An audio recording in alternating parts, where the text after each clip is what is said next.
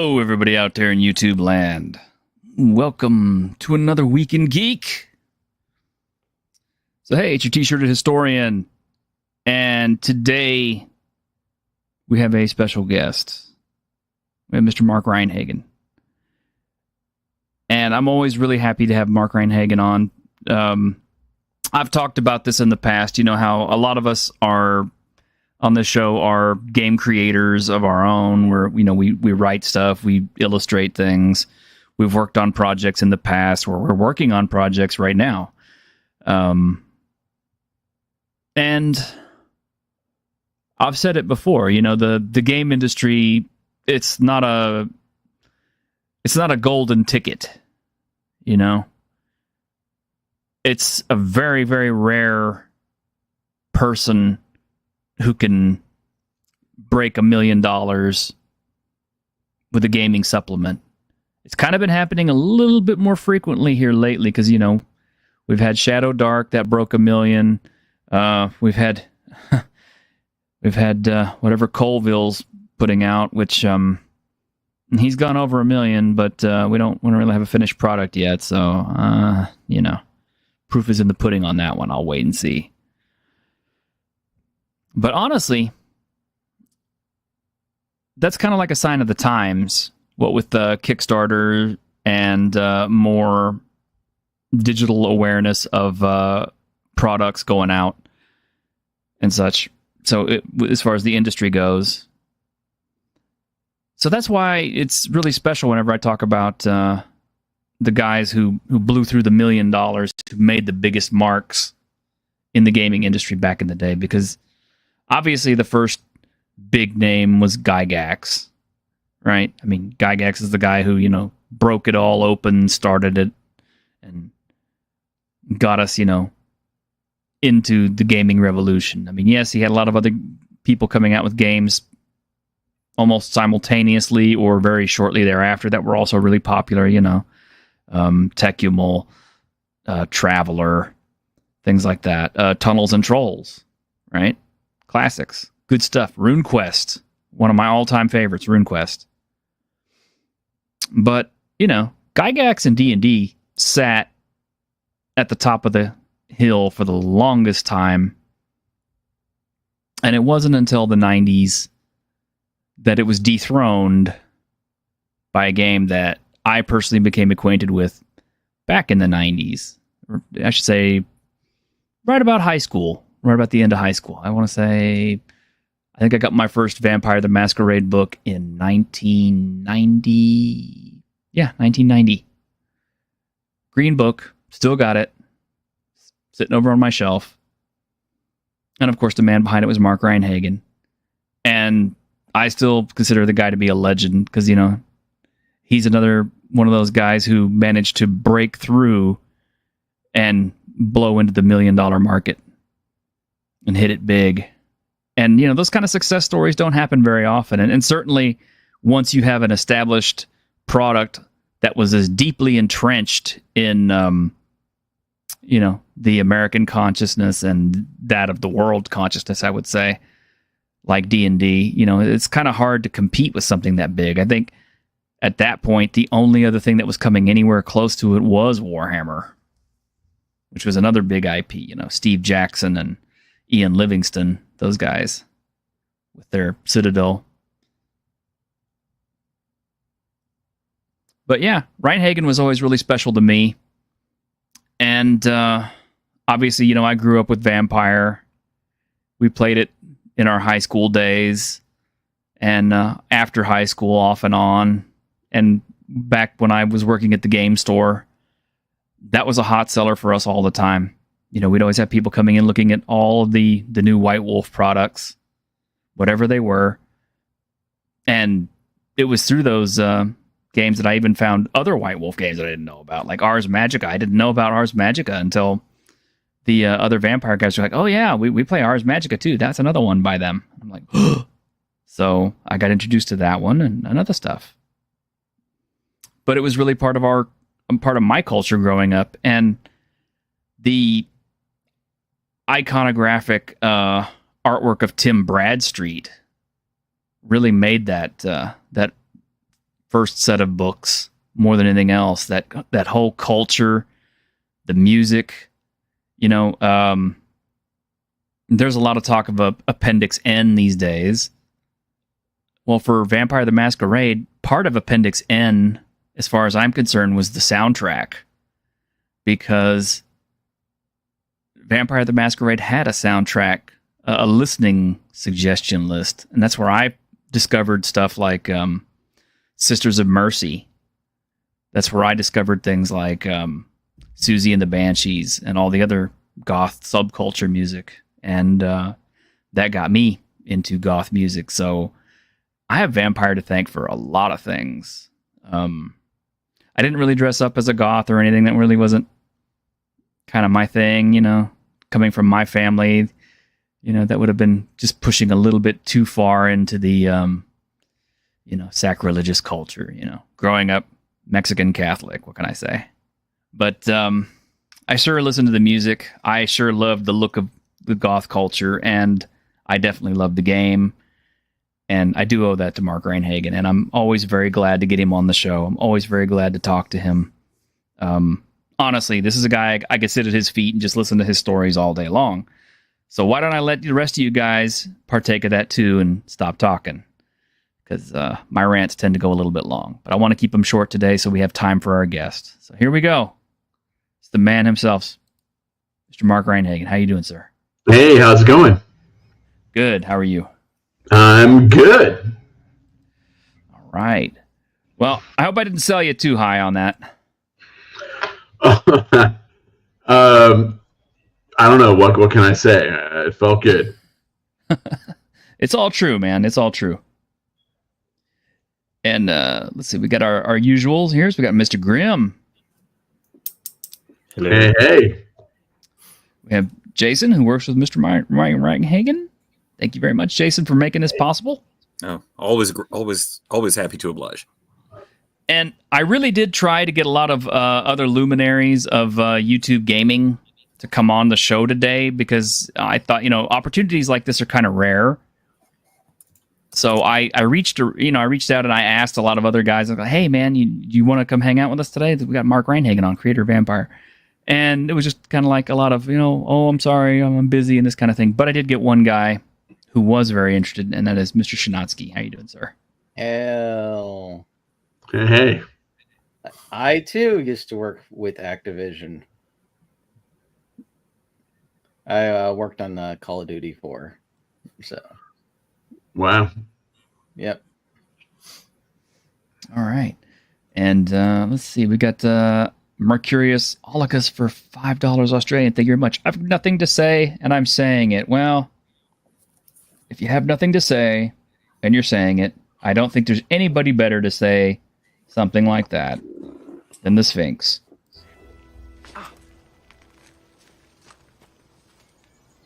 Why am I doing this again? When you can balance attack hammer on your head, you will head off your foes with a balanced attack. And why am I wearing the watermelon on my feet?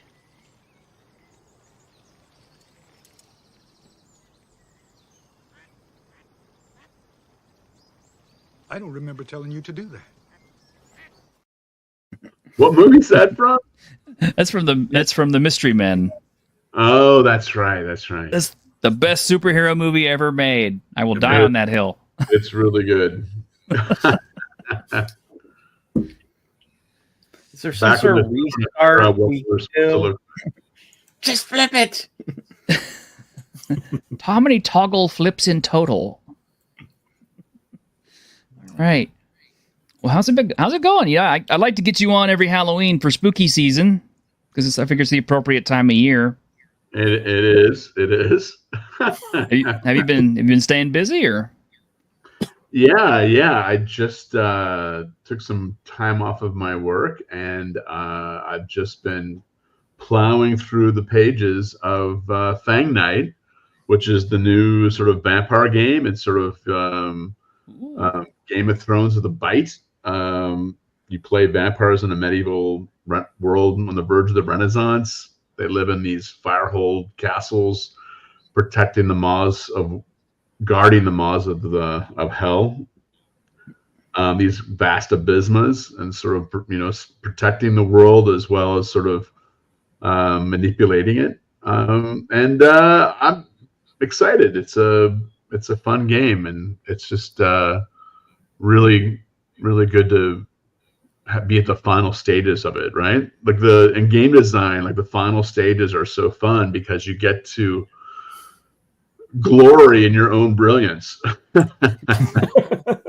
So you're basically going over it, and the beginning of editing and development, you're going, oh my god, this is so horrible, and it's awful because you're just slogging through it, and it's just terrible, and you're seeing all the mistakes. But the final run, the final pass, it's just so glorious because you've taken out most of the bad things. You're just sort of perfecting it.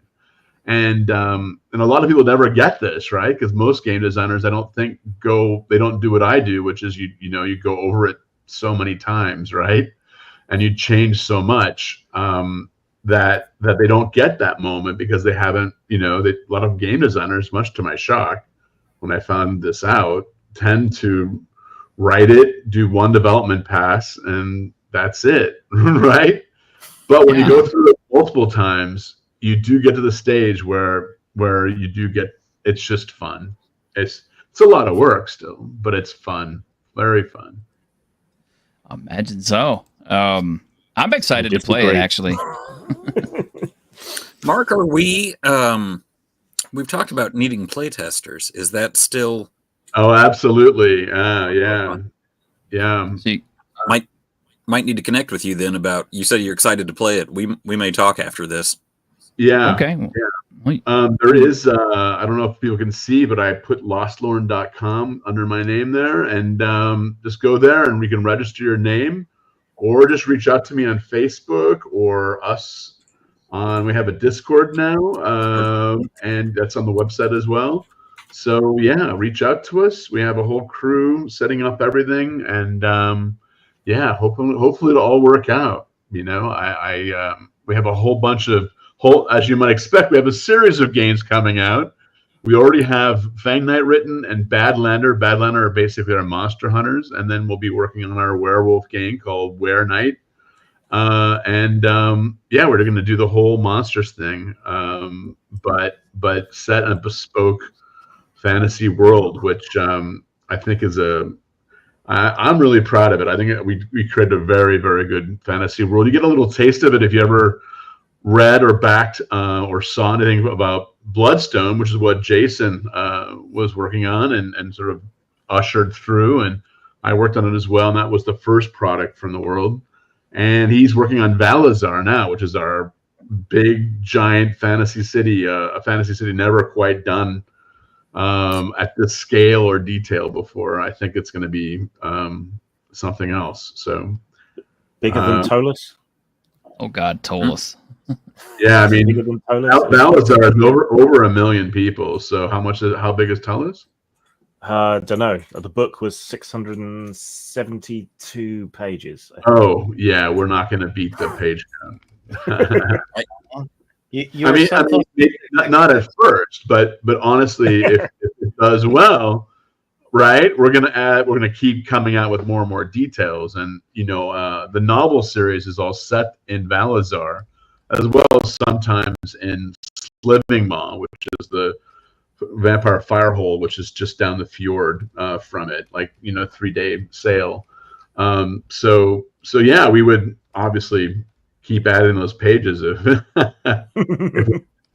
right. That's the fun thing about gaming is you get to just add the details in, right? Like very few IPs get that level of detailing.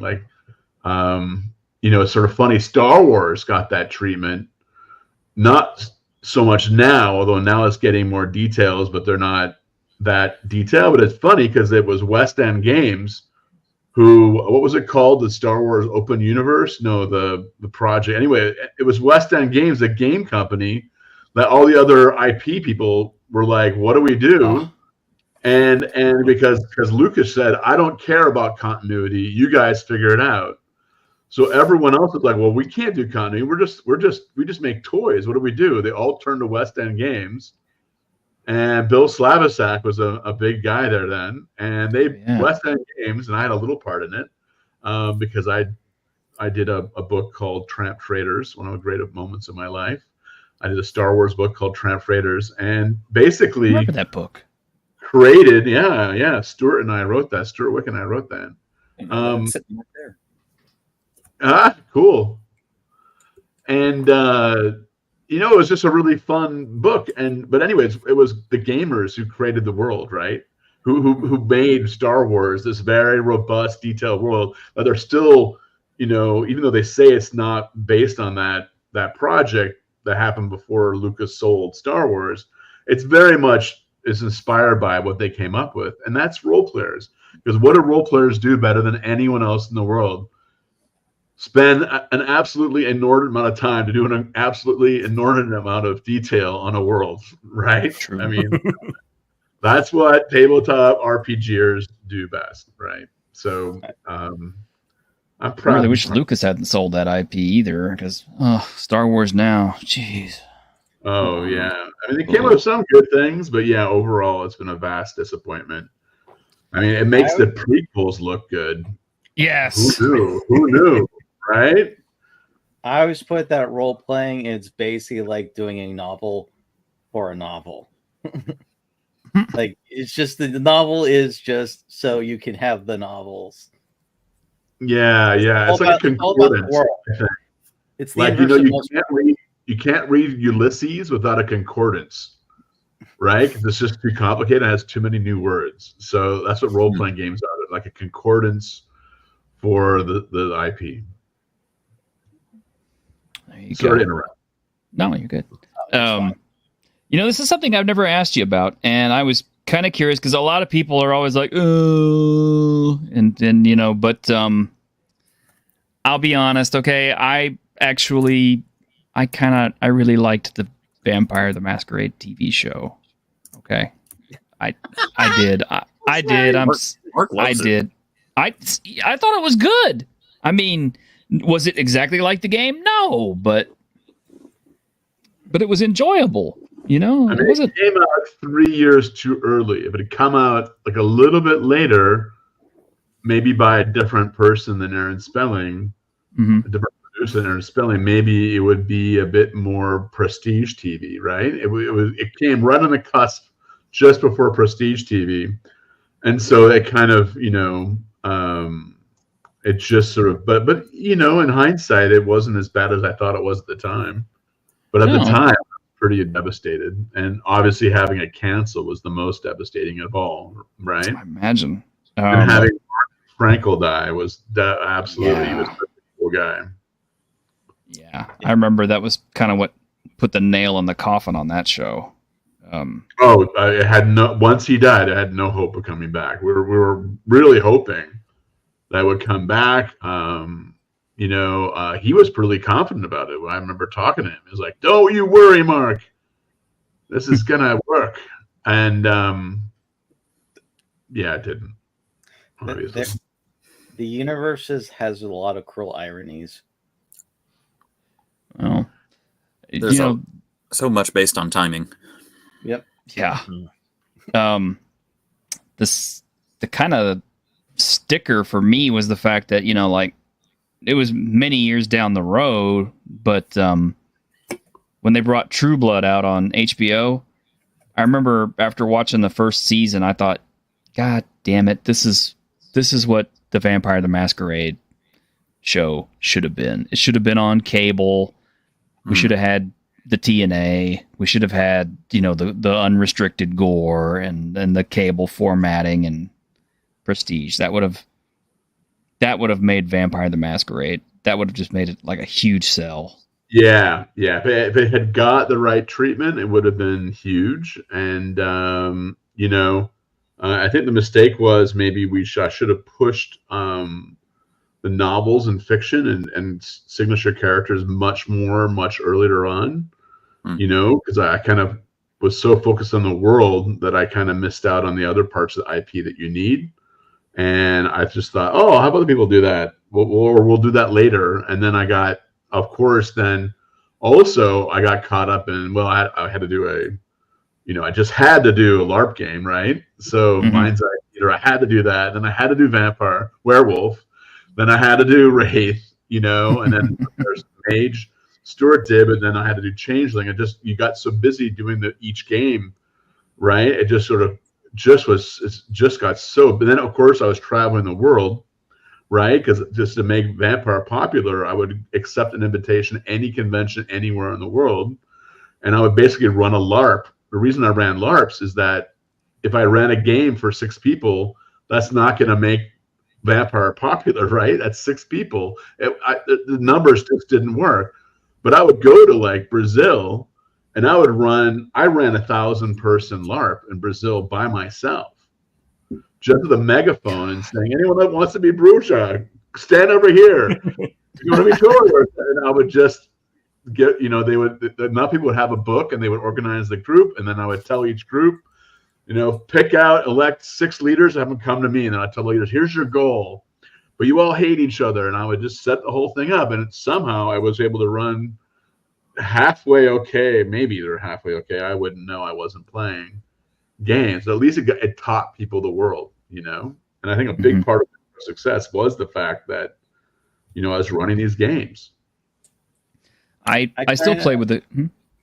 I kind of feel that, and this is going to kind of weird because there was the Vampire show, but I kind of feel like Forever Night was like the closest in tone to like WoD, or at least that's what it feels like. Maybe it also helps that they borrowed a lot from Forever Night when they did Bloodlines, like literal characters named after, even the radio announcer.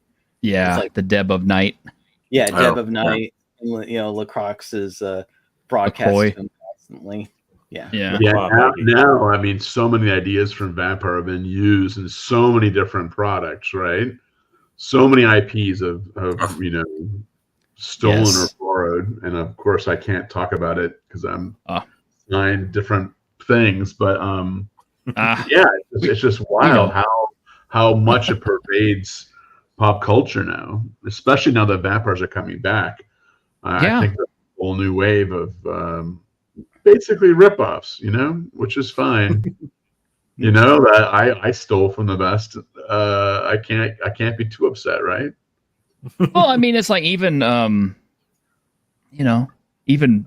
Blade managed to come back in the latest Deadpool and Wolverine movie, and everybody got excited about that. So there's already rumbling about, does this mean that Snipes is going to make another Blade movie? And then the one thing I do remember about that very first Blade movie was the glyphs and everything like that. Even though they never said that they had clans, they would say that they had like families and glyphs and all this other stuff. And I was kind of like, that sounds a little bit like.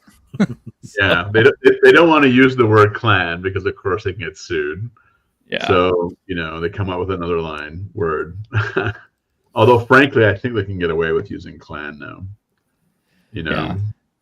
It's been used so many times by so many people now, not at the movie level, but lower down. That the new owners of I'm no longer the owner of the IP. Obviously, for anyone who doesn't know that, I sold it off a while back. You have to constantly protect your IP, right? So that's why that girl who did she's named Mick something, and she started a charity called Mick something, and McDonald's sued her. Absolutely. Because Mick anything is their IP, and they're gonna sue, and you can't really get too mad at them because they have to protect their IP, right? If they don't, they're gonna lose it. So Mick anything. If they want to. Even if it's a Sweetie Spoon burger joint in Scotland run by a guy whose name actually is McDonald, and there was a legal case around that, I think he was allowed to still use it. So in some limited cases, they'll try to make a deal, but they'll never do that inside the USA. Now, I had a friend in Illinois named McGregor or something, and he still couldn't do it. Yeah. So, question with that then: how much are you allowed to rip yourself off then? Oh, I mean, I've been involved now in so many IP lawsuits. I think I have a pretty good sense of what I can get away with and what I can't. So, but time will tell, right? But for instance, we don't use the word clans in Fang Night, we use the word bloodlines. Yeah. But that's one of my best ideas, right?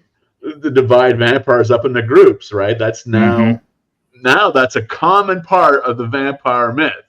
Yes. So many other people have that, like, just like the whole idea of came up with of like vampires and werewolves hate each other and there's a war between them. That did not exist before, right? Nope. I invented that. And so we're keeping that too, right? Because that also has been used by so many people.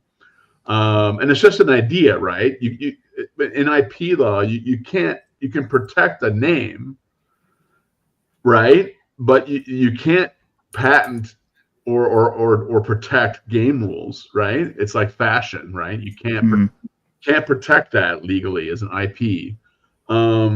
But you can protect, you can trademark words.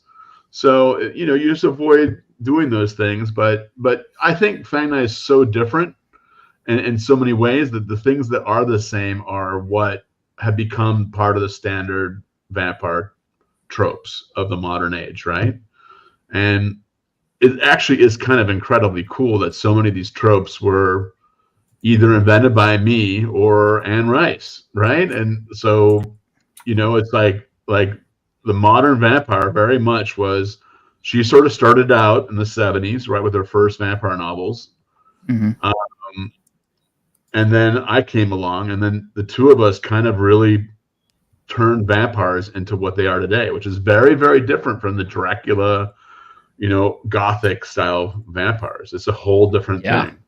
And, I think Anne Rice did an amazing job. And for me or anyone to put me next to her, wow, cool, great. And I did actually watch the TV series version of it. I haven't watched all the seasons yet, but I did watch the first season. Okay. Of Lestat? Yeah. Well, it's I not thought it was brilliant, changing the time period slightly and having it be about a black family. And I thought it was very clever and very interesting. It was. There was a lot of twists in it, but there was kind of a lot of too much messaging in it. Maybe there was too much messaging. Yeah. I don't mind messaging, and I don't mind strong themes. I just don't want to be hit on the head with it. But everyone has different tolerance for that, and everyone has different things they're sensitive to than others, right? So it's very hard as someone who who does. I really do agree with a lot of critics about messaging, and it just really gets to me. But at the same time, as a creator, I know that it's very, very hard to to represent diversity, let's say, right? And not sort of have some people be annoyed by that, right? At the same time, I don't want to have a game that's only about, let's say, white people, but and in a fantasy world in particular, it's very tricky, right? Because right, because why would, like, it's sort of like in the in Lord of the Rings, right? Like, why in one tribe they have all these different color people, like it was kind of weird. I thought the new game, Lord of the Rings show. I just but at the same time, like, you can't have a show with only white people, right? That would just be weird for everyone. So. We have a meme that we usually run about that one. It's a little long, but I've got a few. Show, I think. I've got a few things we gotta cover here. First off, I want to say, Mercurius for another 5 Australian. Thank you very much, sir. You're the reason I'm probably going to get paid at some point pretty soon. I mean, seriously, I wish more folks were as dedicated in buying super chats as you are. Those are Australian dollars, so in the northern hemisphere they count as minus. It all counts up, but in folklore, vampires and werewolves are interrelated creatures. Yeah. So I think it's worth money. Yeah. But something I was going to bring up about that too is I was actually surprised to find out how much of werewolf lore was actually the creation of the Hollywood studio system for the Wolfman. It all comes from the mind of one single werewolf creator, the guy who wrote the Wolfman, the original one for Universal Studios. Because the thing with the pentagram and the silver and all that stuff, that was all his invention. That wasn't part of the werewolf myth originally as it shook out. It shows you how much these myths have evolved in recent times, right? Mm-hmm. Have I ever gone over the 5 stages of a monster in popular culture? No, you haven't. But if you give me just a second here, I'm gonna play a clip for Mercurius. Because I always do that for all my donators. But I only have one with a werewolf in it, so you get this one. You motherfuckers are the cause of my suffering. There you go. Okay, go ahead. So yeah, monsters begin as like these horrible, often foul. This is more of the undead example, but like it's just like a ghoul coming out of a grave, right? Mm-hmm. And then that's step 1. It's mindless. It's just wants to kill something. It sort of rises out of the ground, digs itself out, and wants to kill something. And stage 2, it is your dead sister or your dead lover who wants revenge on you, and it can speak maybe a little bit, and it wants to seek out you in particular. So it has a bit of a mind, right? So it's a bit more advanced. And the third stage is, they are fully, it's like a Dracula, right? They're powerful and can talk and run things. And some people might not even realize they're undead and they have powers, and they can sort of be, they can do special things. The 4th stage is they can be romantic and like a Dracula in the sense of like a lover, right? They can sort of, they're still undead, but or a monster, but they're able to be like this romantic thing. And the 5th stage is like in Twilight, where they sparkle in the sunlight. And that's the stage where the whole process of that monster being popular then dies. And then it needs to lie fallow, as vampires have for the last 10 years or so. 15 has it been? And they have to lie fallow for a while, and then so the cycle can begin again. And so they go through these stages, and so all monsters kind of go through these stages, I believe, and they get ruined by too much My Little Ponytail treatment, basically, and then they're no longer scary in any way, right? And in fact, they're the opposite of scary. And then they kind of lose all their power, right? And so that's why they have to be in fallow for a while, and then they come back and they got to be really sort of brutal and dark. And I think that's what we're doing to go back to it, Fang Night, is to make them really grounded and really foul and still romantic, and you can know all the fun stuff, but there's a certain part of it which is dark, and I like that. I like that stuff to be dark. It's going to be dark. Grim doesn't. What stage is Cuddly Plush Cthulhu then? 5.5? Yeah, Cthulhu has been infantilized. Yeah, I mean that's a full 5. 5.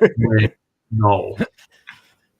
Well, something that has gotten me, and I've discussed this with Grim on many occasions, but one of the things I do not like about the current iteration of VTM 5th edition is the hunger dice, because now this mechanic is in play where you can accomplish all these things, but you get insanely hungry, and if you succeed, something really horrible happens because your hunger got out of control.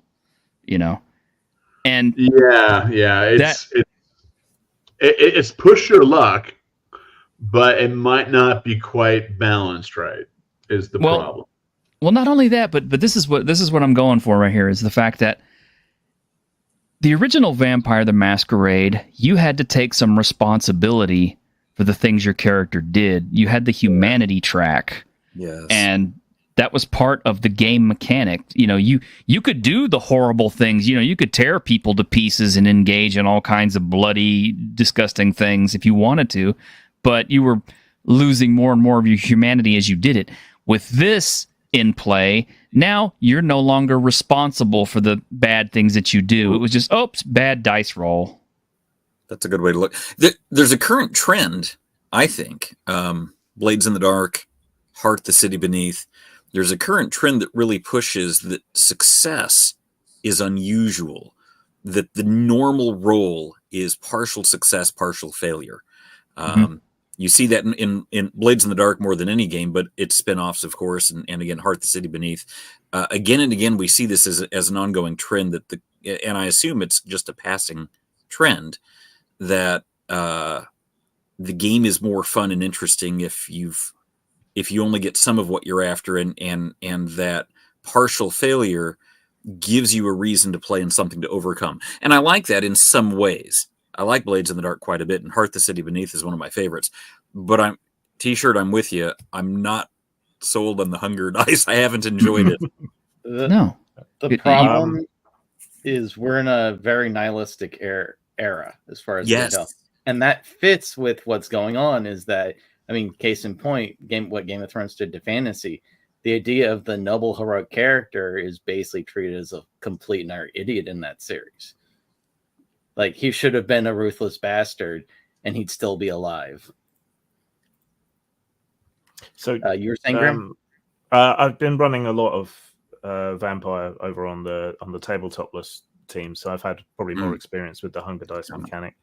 I find with old Vampire, you had kind of a handle on where your character was, and you kind of knew how far you could push it, and you had a grasp on that. Whereas with the Hunger Dice, it's a bad roll and you'll randomly go off, which doesn't feel like that sort of tug of war between your higher consciousness and your beast in the way that older Vampire did.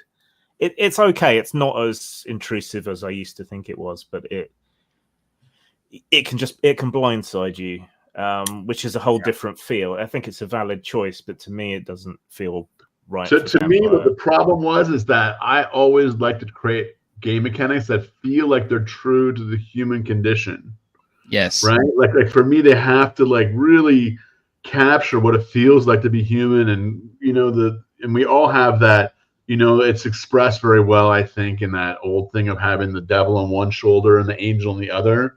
And I think all of us have experienced that, where you feel like you're pulled two ways, and often like you make this conscious choice. Well, I'm gonna just do what I want to do right now.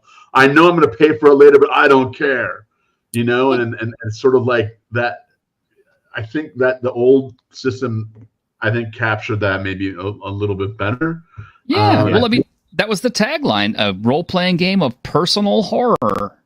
Mark, one of the things in Fang Night, Mark won't let us do, and I appreciate this, he won't let us take agency from the players. And I think that's what I don't like about the Hunger Die. It's okay. I'm with Grim. It's okay.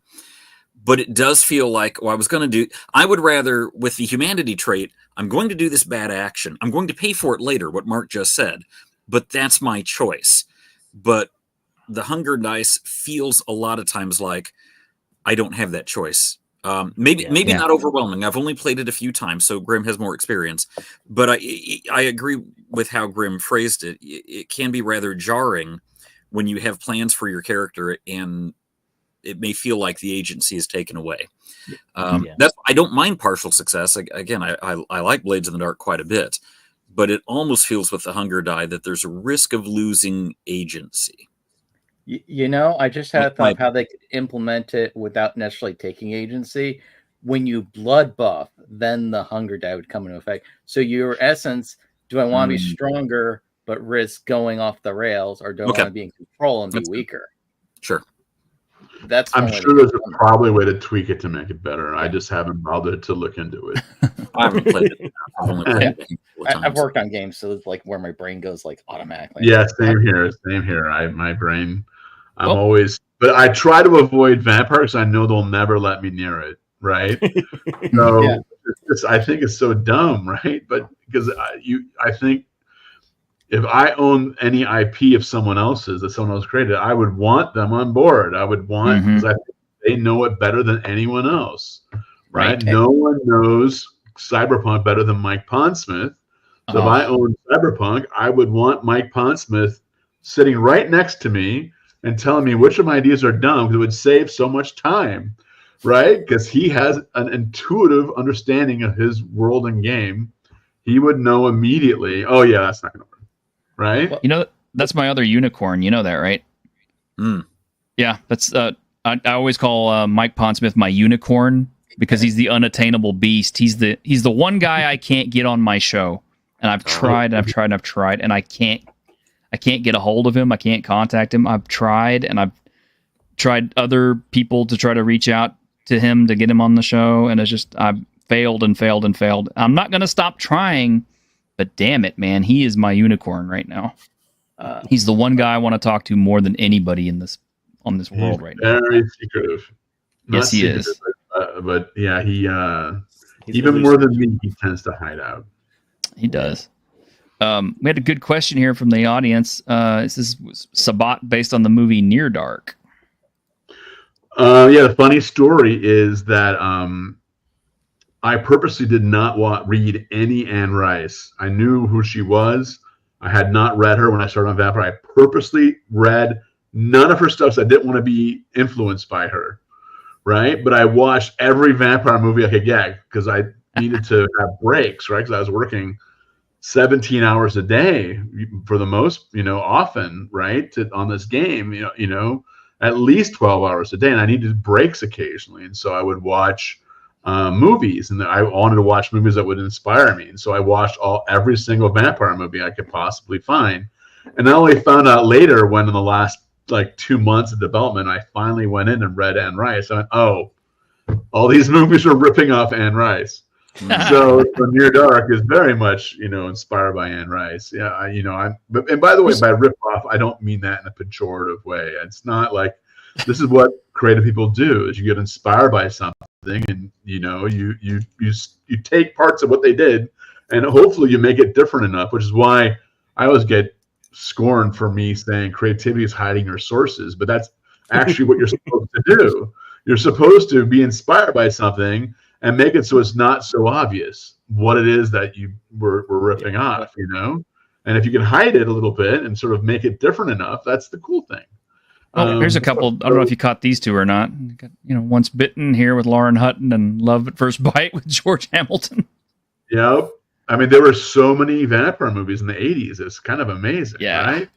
Oh, yeah. I mean, it was a big thing, but they were Innocent all Blood. So hokey. They're all just so hokey, but a lot of them were fun. Near Dark was amazing. Fun. I was definitely inspired by Near Dark. But I would say it inspired me for the whole kit and caboodle, the idea of what a party of vampires could be like and how it would feel, and sort of how humans were the danger in a way because of having all this high tech stuff. So even though you're a vampire, you're kind of fucked if they have enough firepower to get you out, that whole scene with the house being shot up and the beams of light coming in through the bullet holes, that made it very clear, if you're not in the right place in daytime, you're screwed, That's powerful. By the way, the book Vampires, not the movie that they did with it. Stakely, yeah. Right. But the actual book Vampires is fucking great because the guy's just in it for money. And there's no weird, the Catholic Church made vampires subplot. It's just a guy who's running a business, killing vampires. It's awesome. Yeah. The John Carpenter movie was good too, though. I mean, they were both fun.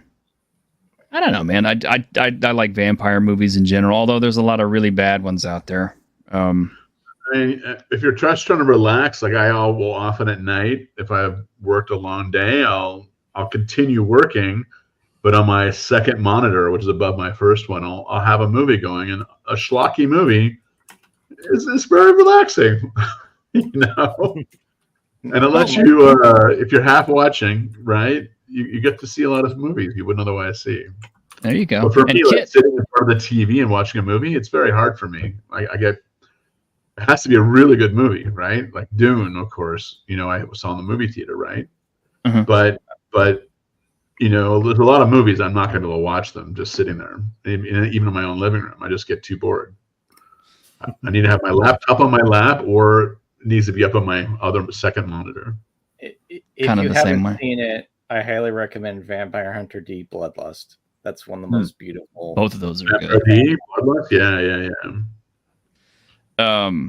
Okay, so Kit's asking about Salem's Lot. Okay, Kit, I was actually going to mention this at some point, but I have seen all 3 versions of Salem's Lot because there is the original, which is just it's so good with David Soul and James Mason doing all the heavy lifting. But then they had a mini series with Rob Lowe and Rutger Hauer playing the Master, and that one was really good. Really, really, really good. I recommend that one highly. The new one, I'm going to say it's a product of its time. It feels very ADHD. Everything is very quickly resolved, quickly gone through. There's not a lot of development and plots and everything. A lot of jump scares and a lot of obvious, goofiness and maybe just a little bit of the message, but not, it's not too bad. But of the 3 of them, it's the weakest by far. Talking about inspirations, though. So what have you drawn on for Fang Night? Is there any doses of Legacy of Kain in there, or have you gone back to the early Germanic vampire myths, or what sort of stuff are you drawing on for that? I mean, honestly, I was hugely inspired by those early seasons of Game of Thrones. And I just loved the books and the TV show, and I love how it's sort of, I love sort of low mana fantasy, right? So it can be high fantasy, but it needs to be, if it's high fantasy, it needs to be very, very low mana. So that's what I think Game of Thrones is. It's sort of high fantasy, has these really crazy shit, but they're very, very rare, and they can't often use their powers, and so it creates this feeling of a world. And so that's sort of where I sort of was inspired from. And then Fang Night, the vampires were basically grew out of this idea of, I guess it's almost like a Dracula thing, like the idea of not Dracula, but Vlad Tep, the actual Vlad Tep, not the novel Dracula, but the actual Vlad Tep. And the myths they had in Transylvania of him being a vampire because he was so awful. And I sort of thinking, okay, if you actually had vampires, not as like in Vampire the Masquerade where they're hidden in the cities, but they actually had castles and marcher baronies and were living in the world and were powerful and were part of families, and what would that be like? And so I just kept asking those questions and questions and questions. And then we came up with the Fireholds, the fact that they are not, they may travel and have a masquerade when they travel, and certainly when they go to the city, they have a masquerade. But they have these. Everyone knows these Fireholds are them. They're known. And then it was like, okay, so why would humans allow them to have castles? And then that's what became the idea that there's these abysmas that are basically vents for hell. The smoke from hell comes up from them, and you can't close them up because then the smoke will come up somewhere else.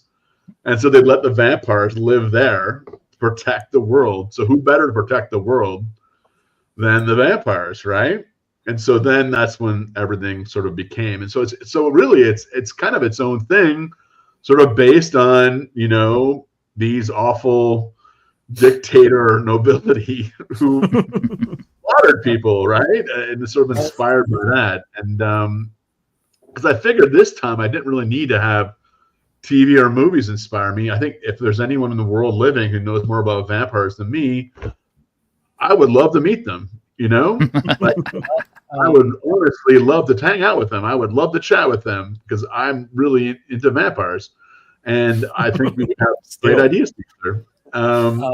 So I didn't really need to borrow on the vampire side because I think, I just need something to inspire me. And I think history is the best, in the end, the best inspiration, right? Like, that's why Game of Thrones is so good. Is he's borrowed from real history, and so many of those good moments are actually, Red Wedding, right?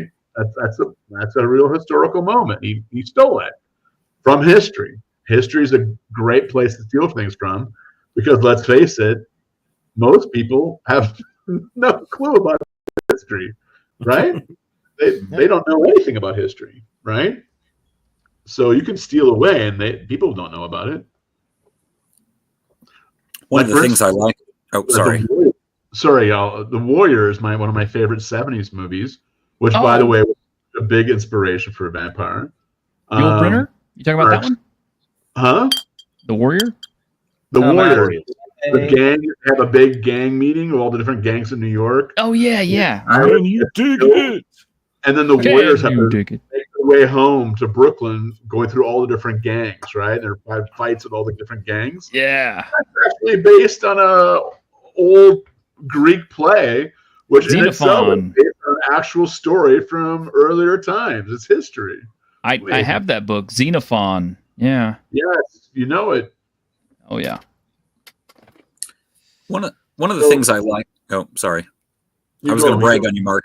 One of the things I like about the Fang Knight concept that Mark has come up with is that from a game design standpoint, he wanted to put in the things that people want. So if you like fighting, and there are a lot of people that enjoy a good fight in a game, he's given a reason for Fang Knights, for these vampires to get into fights, because they're defending their fire holds from the forces of the abysma that come up.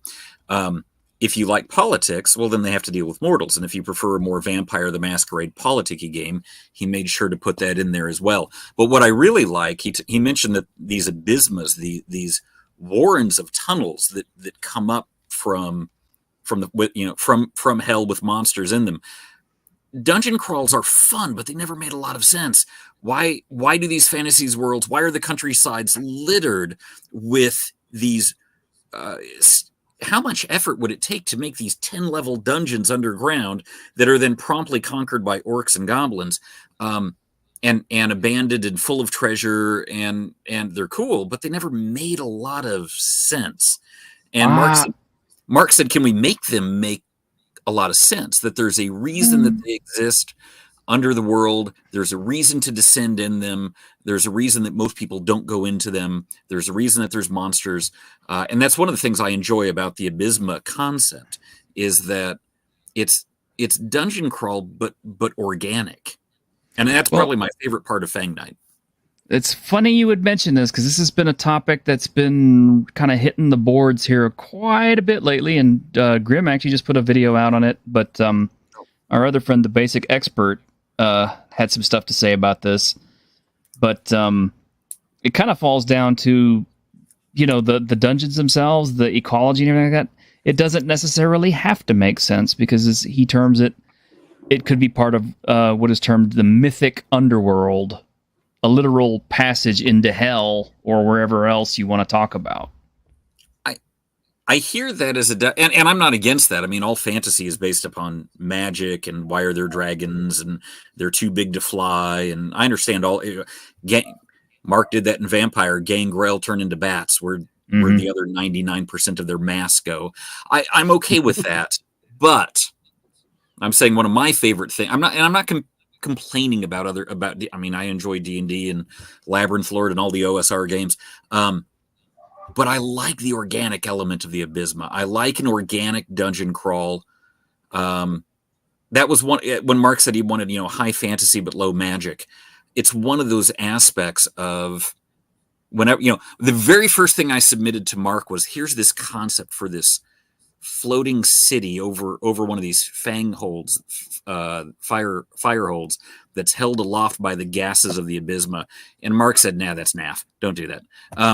He said it's too high fantasy. He said that's not what we're after, and has pushed us to say, for this world, Game of Thrones, Lord of the Rings, let's try to come up with some things that the go-to answer isn't, well, it's fantasy and magic, don't ask. Not that we're not against that in other games. I'm just saying that is one of the things that he's tried to do with Fang Knight and our other books, and it has driven some of our writers a little crazy, because they'll write something and he'll push back and say, okay, but how does this work? Well, I don't know. It just works. It's magic. No, you can't do that. Yeah. And I've appreciated that. It has things that have to make sense in the context of the world, I think, adds a huge depth and realism to the world. So, for instance, we don't have floating cities, but in Valazar, the city that Chase is working right now, we do have the castle there is built on a giant tree stump. In fact, it's even carved out of this giant tree stump, and that wood has become petrified now, so it's as hard as stone. So they're using this giant willow tree there called Mother Willow, and she was cut down in a great battle when the Pureborn arrived, and now they built their castle on its stump, and so that creates that context that makes it feel real. And in our Abysma, we have the cold side, where the cold air from the world is rushing in and down to the inferno. And then there's the smoke side, where the smoke is coming up. So we have two different halves of the Abysma. Then you have the Midlands, which are the areas where they have doors in between, where they can get the heat from the smoke side and the moisture from the cold side and kind of mix it and have kind of a little habitable zone.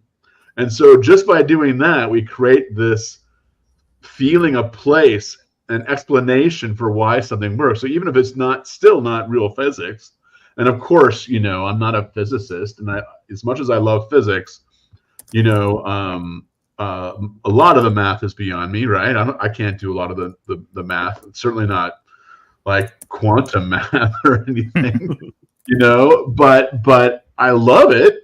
But still, that explanation, however shallow it is, creates like flavor and depth and makes it feel real in a way that if you just sort of wave your hand on everything, right, at some point that's going to catch up to you. And hand waving is key to being a game master. Every game master knows that. You got to hand wave past all kinds of things. Just like every world builder knows, you got to hand wave past it. You just don't worry about that. You just don't explain it. But if you can explain it, and if it adds detail, you should. Well, Grim has kind of instilled the word verisimilitude in me now. So. Plausibility is how I term it when I'm doing game design. It needs to be plausible, so it needs to be internally consistent, and like you say, no hand waving. Yeah. It's got to pass the sniff test, but not close examination. Yeah. Small items you can hand wave past. For instance, Gangrel turning into bats, right? You can just hand wave. It's not a major part of the world. You just sort of hand wave past that, right? But if you can avoid hand waving, avoid it. You can't always avoid it, but with the big stuff, you should not hand wave. You should make it feel real, which is what verisimilitude means, right? It should feel as if it was true, as if it was real. The way it was always phrased to me by one of my art teachers was more real than the real. Yeah, heightened reality is really good, really good. I learned that from my love of magical realism. The novels of magical realism, which is the Borges and the South American writers, is that all these wild things are happening, but it's set in this sort of grounded real world, and it makes it feel more real than real in a way.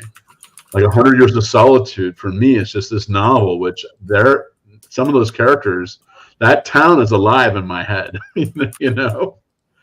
Well, to put in perspective, it's the equivalent of a cell phone like that we have now 50 years ago would be like this amazing thing, but be the equivalent if you're writing you go, wow, this cell phone I'm using is real amazing, let me check the internet, which is the World Wide Web. It's like you when you first use this thing, you had that excitement, but now it's just mundane.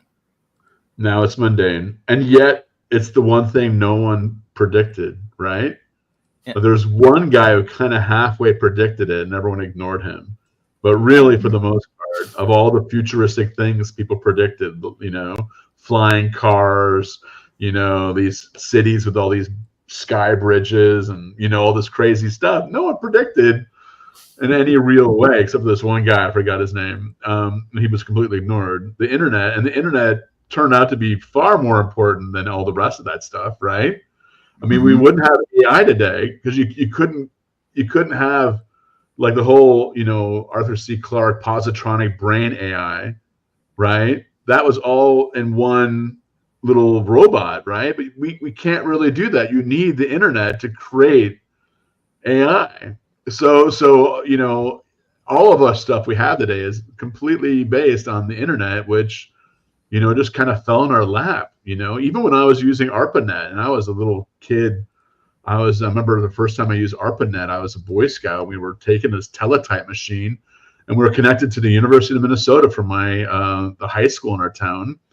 And I played on it was literally, there's no monitor. It's just printing out on a piece of paper. I was playing Oregon Trail.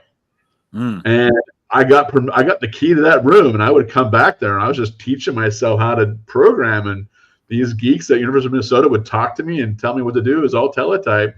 I had no idea that would turn into anything big. You know, if I had known, I would have stayed in that room day and night, right? Learning more. But I kind of got bored and moved on, you know? Like it was so obvious the internet would be so big, right? You would think. But no. Like it was just some geeky thing. It wasn't obvious at all. Yeah. Well, we're at our 1 hour mark. Normally we would stop the show about now, but I want to be respectful of everybody's time. So I don't know what kind of time you guys have right now. Just want to double check with you guys before I'm good. I'm good. We can keep going. Okay. How about the rest of y'all? I'm good. I'm good for now. Yeah, I'm good. All right. All right. I mean, as long as the chat's good and you know everything's going all right. I mean, I don't want to make anybody have to rush or leave early or anything unless we, you know. But okay. I'm kind of curious about Fang Knight myself. One of my other regular players here asked a good question about, are there any monstrous humanoids like orcs or goblins in Fang Knight? And that's something I do want to bring up as well. As we've seen with current iterations of, you know, the big game, players seem less likely to play just regular old humans. I mean, there's still like a diehard, stalwart crowd of people who will play just the plain old humans. But for the most part, people these days, players seem to want to play the unusual or the unique or the very different races that are available in the game. Tieflings apparently are extremely popular right now. Yes. But go figure. Yeah, go figure. But I mean, I think we actually found a cool way to make people want to play them. And that is, like, I'm very interested in, like, racism and why humans are racist and why right now we're so hyped up on whites being racist, and we sort of ignore it when, like, in China there's a genocide against the Uyghurs, which are literally called in China the white minority. Yeah, because they have white features, even though they're darker skinned. A lot of them, they have very Caucasian features because they're originally a Caucasian tribe, right? It's very interesting. And so, and racism, I think, is this universal human thing, is the way I see it. And if you look through history, and I'm deeply, deeply into history, you see racism like everywhere, but racism takes different forms, right? So the word slave originally is born from the word Slav, because in the Roman and the Byzantine empires, right, the slaves came from Ukraine. They were Slavs. They were the most valuable slaves. It was almost like calling it, a valuable slave is a Slav because they're blonde, and that's sort of what they were different, right? You know, they're different looking, and that's why when there was slavery in America, right, still going on, right, from there was a raid by the Barbary pirates. Remember the Barbary pirates? That's America's first war. The Barbary pirates went to Iceland and kidnapped, in one of the great tragedies of Iceland. If you've ever been to Iceland, you'll see people talk about it in their shrines that they stole 500 kids and brought them back to North Africa and sold them in slave markets, right? I mean, there was people for that whole period would not live within 20 miles of the coast in southern France and Italy because there's too high a risk of being captured for slaves, right? It was a very so slavery's been everywhere anyway, right? And racism has been everywhere, but it's different kinds of racism, right? So, and the Japanese are very racist against the Ainu, which are the indigenous people in the islands, right? So it's everywhere. So, but you can't really have a game where you let people be racist against actual people of a certain color, because then people are going to get really, really upset, right? Oh, yeah. And rightly so, right? Because you don't want to pick up a book and have it be that, let's say you're Native American, and then in this game, Native Americans are the shunned and bad people, right? And you don't want to be the racist either. You don't want to be the one. So what we did is we said that in this world, Lost Lorn, that there's been these waves of people coming over from Earth, and the different waves all represent these different earlier stages of humanity. So I call Neanderthals human. I think they were human, right? I think they had art. They buried their dead. The Snovians did. The Florentians buried their dead. They were human. So these waves came over, and they became with the uncanny. They became adapted to Lost Lorn, and they changed, right? And the latest wave are called the Pureborn, and guess who the Pureborn are? They're Homo sapien. They're modern people who came over and they kicked ass. They cut down the mother trees. That's what they built the stump out of it. And they're basically the bad guys. So we basically made the humans the bad guys. And the Metalborn are the older humans who've been there a long time. And they're sort of, they're not really elves and dwarves. They're something else, right? They're different, but they're very unique races. And they all kind of are racist against each other in the way that, if we had our cousins still living today, I can pretty much guarantee you that we'd be racist against each other, because that's just how a lot of people are. I wouldn't be, I would be, if I could meet a Neanderthal or a Snovian, I would be freaking overjoyed and just have to live among them, right? Because that's what I did for most of my life. I would go to foreign countries and I would go live with people because I love doing that. I love living with people who think differently than me. That's my thing. That's my jam. But a lot of people don't leave home, and that's a vast majority of human beings, not just now, but throughout all of time. They don't leave home. For them, it's scary for someone else to come in and to be different. It is scary, and we need to understand this.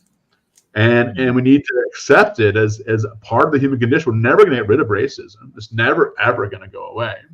So as an artist, I want to explore that in a way that I could, given the conditions of the modern time, right? And so this idea led to all these cool things in the world that let us do things in a very different way. And we still have these we have 7, basically, races. We don't call them races because you can't do that. The birthrights. Birthrights, heritages, whatever the common term is now. Yeah. It's fine. I think racist is an inaccurate word, and it's just a loaded term for people on both the right and left, by the way. Yeah. It's a loaded term for everyone. So, and I get that. I agree with you 100%, but people get upset over racism towards fantasy races. Like they do, orcs and goblins and things anyway. So I don't think you're going to be safe. Well, I don't think you're going to be safe, but I think we have a valid argument to make back. And I think we're careful on how hard we hit it. We mention it and we say it's there, but we're not making this huge thing out of it, right? We're sort of, because, and in our Badlander game, which is our Monster Hunter game, they can only be Metalborn.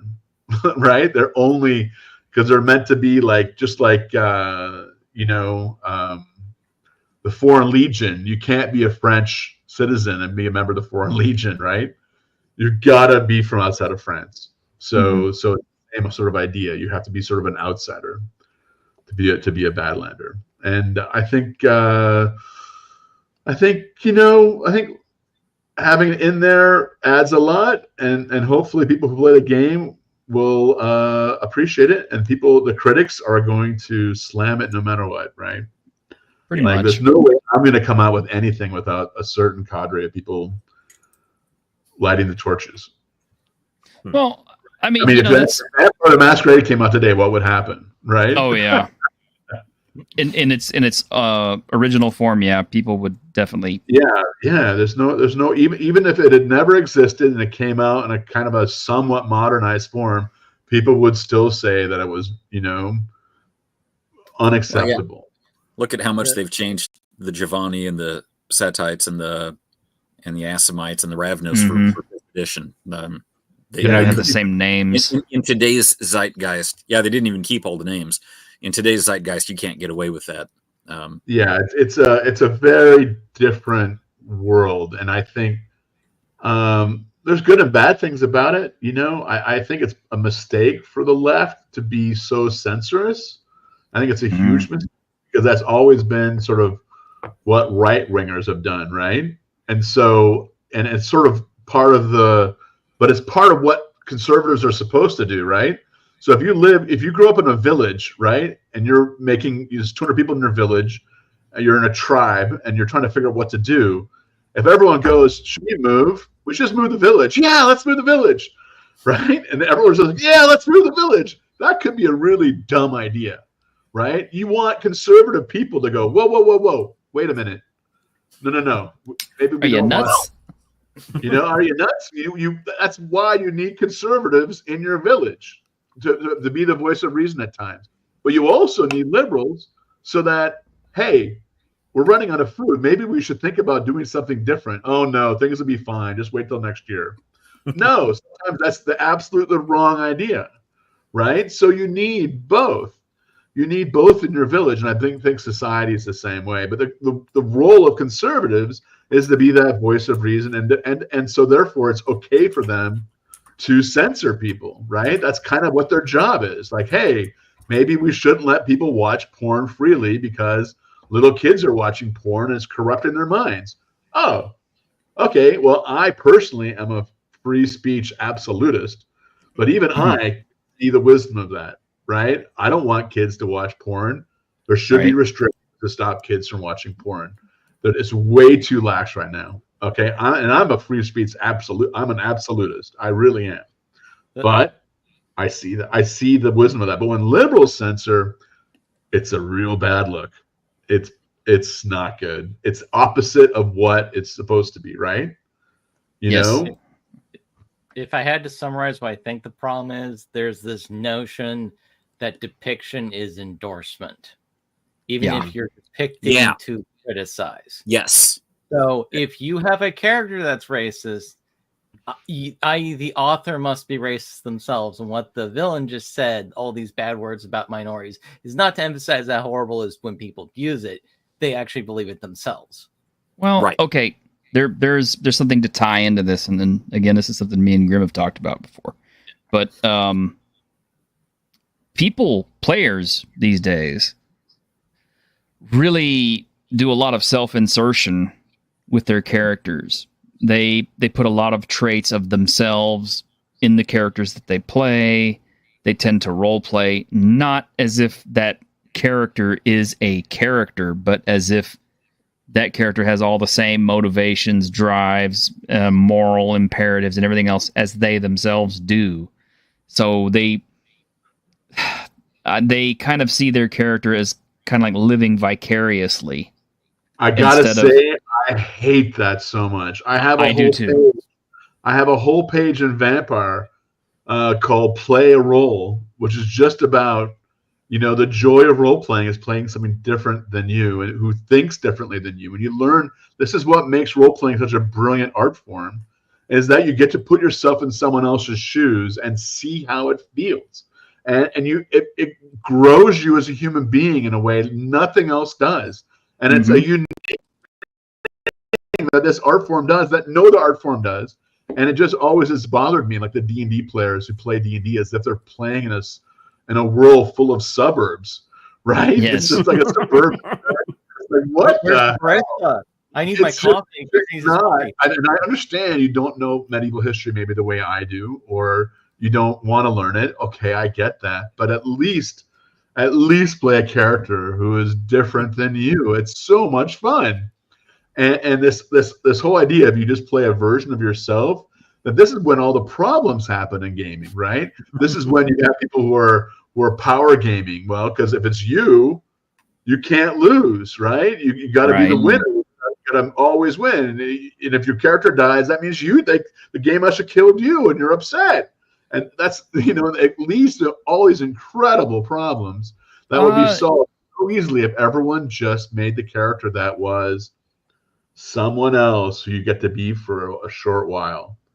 Exactly. And this is something else that Grim and I have been noticing here lately, is that a lot of games, especially the newer ones that we've been playing and trying out, because we play new games all the time. We try new games all the time. But a lot of systems are kind of shifting away from the GM being the rolling dice against the players as far as the monsters and everything else. It'll be just a case of the monsters automatically attack, or they automatically do this, or they automatically do this. And it's, the GM just kind of like sets up the pieces. The pieces just kind of do their thing by themselves, and it's the players who actually do all the dice rolling to fight back. But it kind of takes a lot of the blame off the GM if the monster kills the players, or if or the GM can just simply tell the players like, hey, you have all these options. You don't have to fight. You don't have to sit here. You know what's going to happen if this thing hits you again. They give so many outs and options for stopping a death before it actually happens. And then, of course, when death does inevitably happen, it becomes, the 3 death save thing. Oh no, 3 chances to survive and everything else. Oh, it's such crap. Yeah, if your character can't die, then there's no stakes. Mm-hmm. Like role playing is already too easy and too giveaway because, it is collaborative storytelling, and you are basically, as long as you don't die, eventually going to win, right? And setbacks are temporary. So in a way, it is kind of all smoke and mirrors. You're going to win eventually, right? Unless you occasionally die. So you have to occasionally die to make it have stakes that are real, because you can't do a mirrors thing all the time where the players feel like they're never going to die. You have to kill a character occasionally so the players feel like, oh yeah, there are real stakes here. And I think players, you can tell in a game when people don't take it seriously and don't think it's real because they never run away, right? If you never run away, that means you're always going to win. And then therefore, it's basically masturbation, right? There's no stakes. You're going to win no matter what, so why even bother? And that's why in this game, in Fang Night, using our Tailspinner 20 system, T20, we have crux dice, which is like every time you roll a 20, you get to add 1 to your crux dice. Every time the other side rolls a 1, they lose 1 on their crux dice, or the other side gains 1. And so whoever has the highest crux die, they get to go first each turn as a side. And then once you get above 6, it's a giant D6, then you've won the upper hand. And the other side needs to either run away, surrender, or they get a Bane on all the rolls for the rest of the scene. And a Bane is like a disadvantage in D&D. Oh, yeah. So you have to roll 2 dice. So it's really bad. It's right? It's momentum that and so it's nice to it. So it's a reminder to the players, if you've lost the advantage, lost the upper hand, if they get the crux advantage on you, run away. Just run away. Or surrender, right? Because in real medieval times, people surrendered all the time. And then you got back to your clan, right? I mean, and that's a whole fun story, waking up in a dungeon, being ransomed back, and that's a good time. There's nothing wrong with that. It's a good story. Not normally, but I mean, with today's players, anything that is a fail state is a fail state. But like stuff that we've been seeing here lately is like, I've run Zombicide not too long ago, and the monsters all have a set attack they do every single round. It doesn't matter what else they do. If they're on the board or if they're in play, they're going to do this set amount of attacks. But the players are the ones who get to choose how they receive the damage. So it becomes a case of the GM's like, well, I'm not the one killing you. You chose how to receive the damage. You gambled on whether or not you could dodge all that damage. You knew how much damage was coming in but you chose to take it.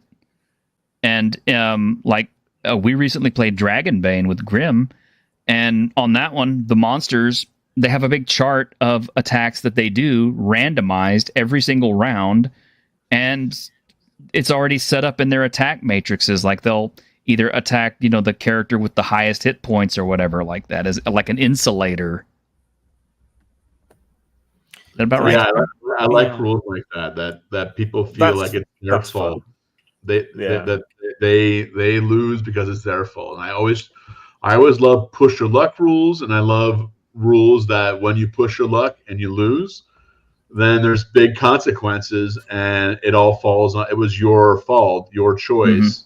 You losing, you have to sort of accept it. Like, yeah, I made a bet, and I lost. And that's it. And I completely agree with that. I think people are putting too much into modern players' likes and dislikes, and they're giving them what they really don't fundamentally want. They think they want it, but they don't, and it's going to ruin gaming. And I think what's going to happen over the next 20 years, 10 years even, is a whole segment of gamers going to move over to what WotC's trying to do, what Hasbro's trying to do, and that they're going to be playing D&D as kind of an app on their phone. And maybe we with other people, maybe it won't be, but it'll be this whole very light role-playing style thing, but with very little real role-playing and impossible to lose. And you're just sort of hanging out with your friends or online or maybe in person, and you're just sort of having fun doing the your role-playing that you're role-playing, right? It won't be real role-playing. It won't be. And then the other half of role playing, we're going to go back to the basics, the books, the dice, in person, and it's going to go. There's going to be a golden age of that kind of gaming again. And once they separate these two groups, then finally we can get back to what role playing really should be and was about, which is like pure role playing your character to the fullest. Getting deeply into the story, learning the world, learning the rules, but throwing the rules away when you need to. Sitting around a table or in a hall and just playing your guts out. Feeling the emotion of your character rather than just acting out the emotion of your character. All these wonderful things that we all remember, but are becoming harder and harder because so much of gaming is online now, and it's harder to do these things and online, right? So I have big hopes for when the separation happens, and I think in a way we're going to be thanking Hasbro for for moving away from the paper world, because they're obviously going to do that. They've already said they don't even want to print books anymore. True. So I think that's actually not a bad thing. It's probably going to end up being a good thing.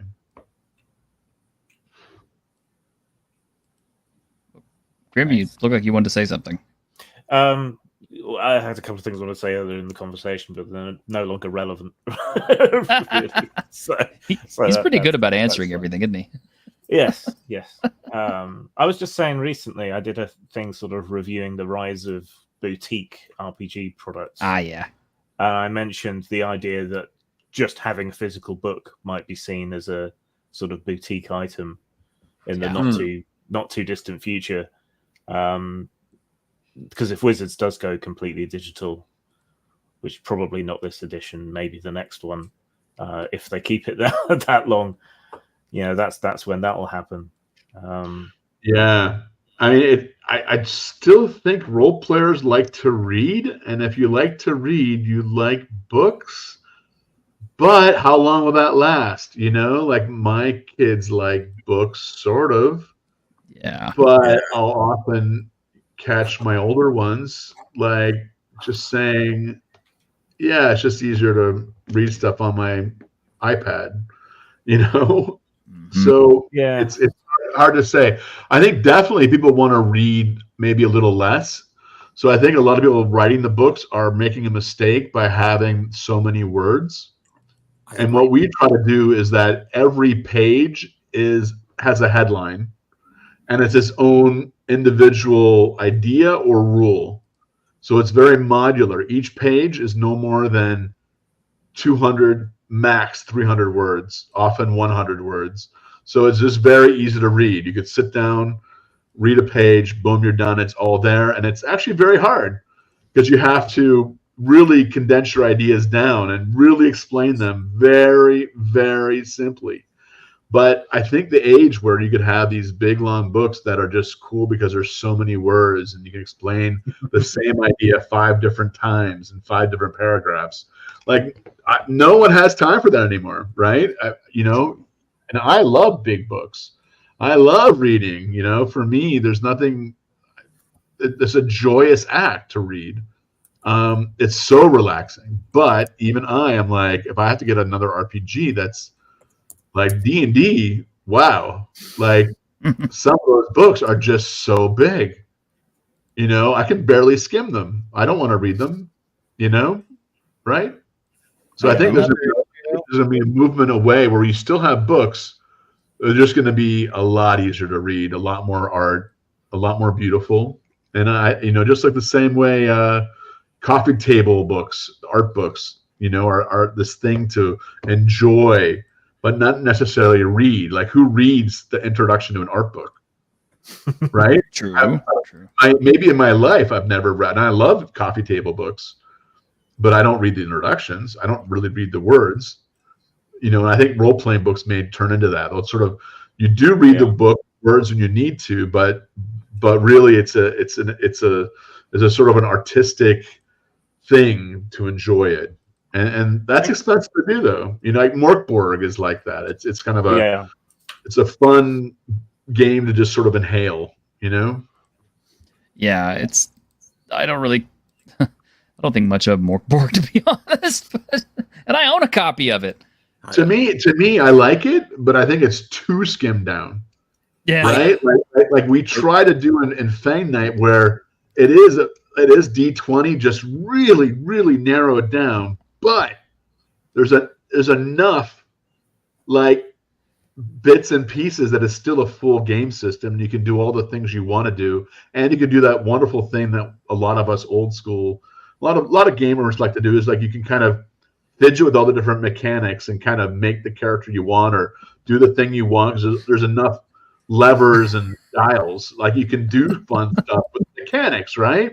And some of these trimmed down games are so trimmed down, they've removed all the fun little stuff of the gaming part of it, right? And I am the ultimate guy to go, it's about storytelling. You got to do storytelling. It's about mythology. But even I am like, but I still want to do some gaming stuff. I do hate to throw shade, but I mean, there's kind of a lot of PDF trash merchants out there that kind of do a lot of that. It's like, they come up with the 1-page rules and all this kind of stuff, and I'm just kind of like, well, okay, you just came up with some rules, but what did you really make to grab me? Why do I want to play? I mean, it's like, now I have a set of rules, but what do I play this in? How do I play? Do I just make everything up? Yeah, right. Yeah, I agree. If it doesn't, it's a very precise balance between too much and too little, and it's the eternal question of board games and any kind of computer games, any kind of game, is that, how much complexity you put in. It can't be too much, right? Or otherwise no one will figure it out, no one will play it, right? A computer game, like, remember the early days of like Civilization, right? Like sometimes those supplements and modules they put into it was just too much. But the core game was he knew how to make it just complicated enough you can still sort of play it, but it still broke down in the later centuries, right? Well, it's neat that you would say it that way, because as it relates, since we have been talking about video games, I did come across something recently that is kind of on topic. Somebody was talking about why Bethesda games suck these days, and he pointed out how different Daggerfall, which is actually probably one of my favorite old RPGs, because it's like one of the first ones I actually completed on a computer. Oh, really? But that was a long time ago. Yeah, I actually finished Daggerfall. But Daggerfall was massive. I mean, it was huge. And even though it had a mapping feature, the maps were still so convoluted. You still had to do a lot of stuff. And that game did not hold your hand for nothing. You didn't necessarily have fast travel options or anything either. You had to know where the carts and stuff were to take you to different places. But most of your time you were overland traveling everywhere. You didn't have fast travel. But that gave you a sense of like effort, accomplishment. So, accomplishment. Yeah, and it didn't feel real. Yeah, and you had to sit there with your notebooks and stuff and take notes on all the stuff on your quests and where you had to go and where you had to be and all these other kind of things. And that stuff was in the text if you read it, but you had to read it. You had to absorb it. Whereas we jump forward to today, we have Skyrim. Skyrim is absolutely gorgeous, and I have played the crap out of that game. I don't know how many times. I mean, I've got like over 700 hours in Skyrim because I love it so much. And I mean, I don't even necessarily play with mods because I just think the base game by itself is just beautiful to the point where I don't need to mess with it. But, you can go fishing in it. You can do all these things. But it is so dumbed down by comparison to Daggerfall. The experience is more accessible in Skyrim, and therefore it's easier for a lot of people to catch on to it and play it and for it to sell a lot of copies and for it to become popular. But it doesn't necessarily feel as immersive and real and memorable as Daggerfall. Yeah, and that's actually a mistake a lot of game designers make is that you want your game to be accessible. Yes, absolutely, 100%. That is incredibly important for the success of a game. It needs to be very accessible. But there's a weird thing about games where, like, you have to do work in a game to love the game. Like, there's a certain amount of work you want to do that will make you love it, right? So, like, farming in like some of the games, right, is a key part of the game experience, and that's work, right? That's just work. And there's a thing about any game that you want some work because that makes the player love your game because they put in the time, right? And there's this whole human thing of the sunk cost fallacy. So if you put enough work or labor into something, you think it's more valuable, right? So your game, you almost need to design your game so that there is work involved, so they have a sunk cost fallacy that your game is valuable. And it's very tricky. Put some time. You want it accessible on one hand, but you need them to have labor as well. But in the beginning, the labor has to be really fun and interesting. And then later on, it needs to be a little bit more boring, but still something you want to do, right? And so in a role-playing game, the way you do that is like, you have to go through a couple steps to get something done, or you need to for a really big power, you have to look it up in the book, and your really cool power, you get to look it up, and you're look at the book, you gotta find it. Here's the cool power, right? And so that's the work, and so it feels that doing that power feels so much better than if you just clicked a button on your phone and the power went up, and then everyone else's phone dingles because you did your power, right? There was no work involved in that, so that's not going to be as fun, right? So it's a tricky game design thing, of balancing off those two factors of the accessibility and the labor. Well, you have to ask Grim his opinion on this one. But I'm currently running a game for Grim and a group of other players on Sundays, every other Sunday, where I have given them nothing. They literally have to create, build, find, scavenge, or otherwise, manufacture anything they need in that game. I mean, clothing, weapons, tools, anything. I haven't given them anything. They have to look for it. They have to be kind of more specific about it. Everything that they find becomes more like a precious resource because they're busy trying to figure out, well, what can I do with this? How useful is this to me? Because we have nothing to carry this in to start with. So do we really want to go through all the trouble of lugging it all the way back to our camp or whatever for it to be useful? So they literally they don't even have a bag. Nope. They had to make them. That's awesome. Ask Grim about it. That's a great idea. That's a great idea because that's a different experience than any. I've never had that experience in role playing. I think I'd enjoy it. Right? That is exactly what I'm talking about. Right? Like it makes everything that you build feel so much more cool and valuable because you had to do the effort to get it and make it. You know, even if you're just making it with your words. Right, and maybe a few dice rolls, right? It still feels like labor. You've done it, made it. That's it's amazing how it's enjoyable because it's about the ingenuity as well. Like, what uses can we find for mundane things that you normally wouldn't steal from a dungeon, and things like treasure are virtually useless to us. So and we humans love ingenuity tied with work, like ingenuity to make work work. We love that.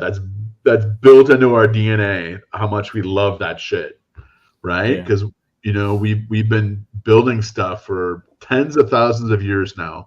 It turns out, right? And building stuff and making it work and figuring out little tweaks. That's what makes us Homo sapien, right? Mm-hmm. Yeah.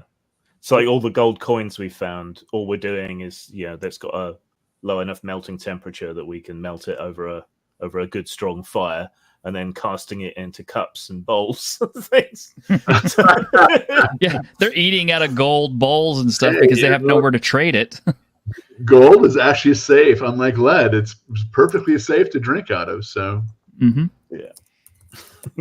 The first time they found a bronze door down in the dungeon that is near there, and they have to go down. They're going into this dungeon to scavenge out of it as much as anything else, as to figure out anything else. But they found a bronze door, and immediately everybody's like, "Oh, can we take this door with us?" So they hauled this entire bronze door out because they know later on they can melt down the door, all the bronze in it, and turn it into weapons. Now you have a table, right? Or use it as a table. Yeah. I mean, tables are. If you've ever been camping, tables are really fucking useful. One of the first, I will build a table before I'll build a chair. But yeah, I mean, and that's kind of like the fun of it. I want the characters to have that, the players to have that experience of, having to work for everything and for it to be useful. When they get finished, whenever the game ends, they'll be able to look at those characters at the end and go like, wow, this wasn't some farmer who, I got everything at the store and walked into a dungeon and became a hero and everything. This is a guy who literally had to make everything and fight for everything that he got in order to get this far and accomplish everything that he has. That takes care of two things. Is number one, it's accessible because it's so simple to start your character out, right? You have nothing, right? And then it also captures the work thing because to achieve anything, you have to work. So, yeah, good job. Going into it, that kind of mentality is actually kind of why I think a lot of IPs or things that we love are being mistreated so heavily. Yes. Because a lot of people involved didn't have to work to build it at all. They're just given it. So they don't see any value in it that the way the people who created it did. And that's the problem with modern gamers. I think that game designers and the modern games are giving too much away. And so the gamers don't have that feeling that they built anything or deserve it, right? I agree. And I think that's one reason why games like Minecraft have maintained their success is that, even if you're playing the no zombies Minecraft, you still have to build the damn stuff. You're putting in all this time to build it. And if you have the zombies, it's actually really hard to survive and build stuff. So either way, you really feel like you've achieved something, even if it's all digital. But so many games, there's so many, what's the name for it again? Where you get to a save point. There's just so many save points that and they're invisible. There's a very little feeling of achievement. It feels like they're just pulling along with their nose, And I think like the old Nintendo games, like they really did help you learn the game, but somehow Miyamoto made you feel as if you did an achievement, right? It was just such a beautiful balance that it was very, very accessible, right? Little kids could play these games. Adults could play the games like me. And I still play Nintendo. But it feels like Zelda, you feel like you've achieved it. It's amazing. And that's exactly. You're doing the work and you're traveling.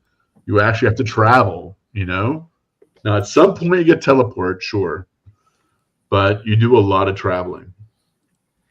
Yeah, and by the time you do get that ability, you really appreciate it because it's like, oh.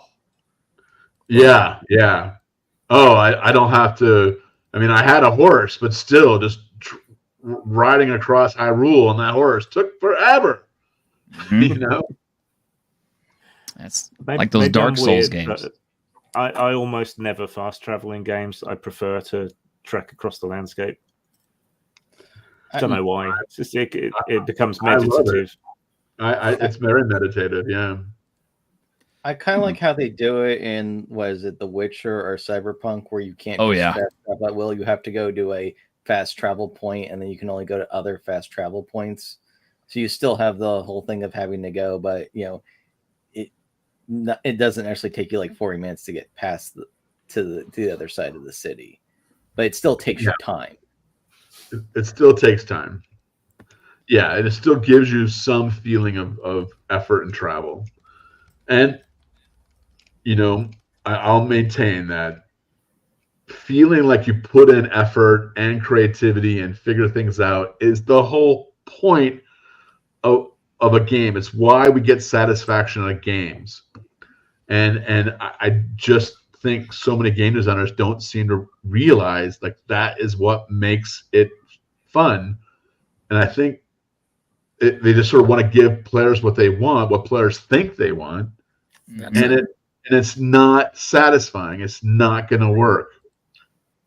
It's just not. And I it just blows my mind sometimes how much people just want to spoon feed players. And I'm like, spoon feed them in the first 20 minutes, sure. When you're learning the game, maybe if it's a big game, the first hour, spoon feed. But, at some point, you want things to feel hard, at least. The verisimilitude of work, if not the actually. So, how would you go about setting expectations or shifting expectations as someone comes into a game? Because people have a lot of assumptions about RPGs that are primarily created by Dungeons and Dragons and by Critical Role. So if you're doing something different, how do you quickly and concisely get across to people that this is something different?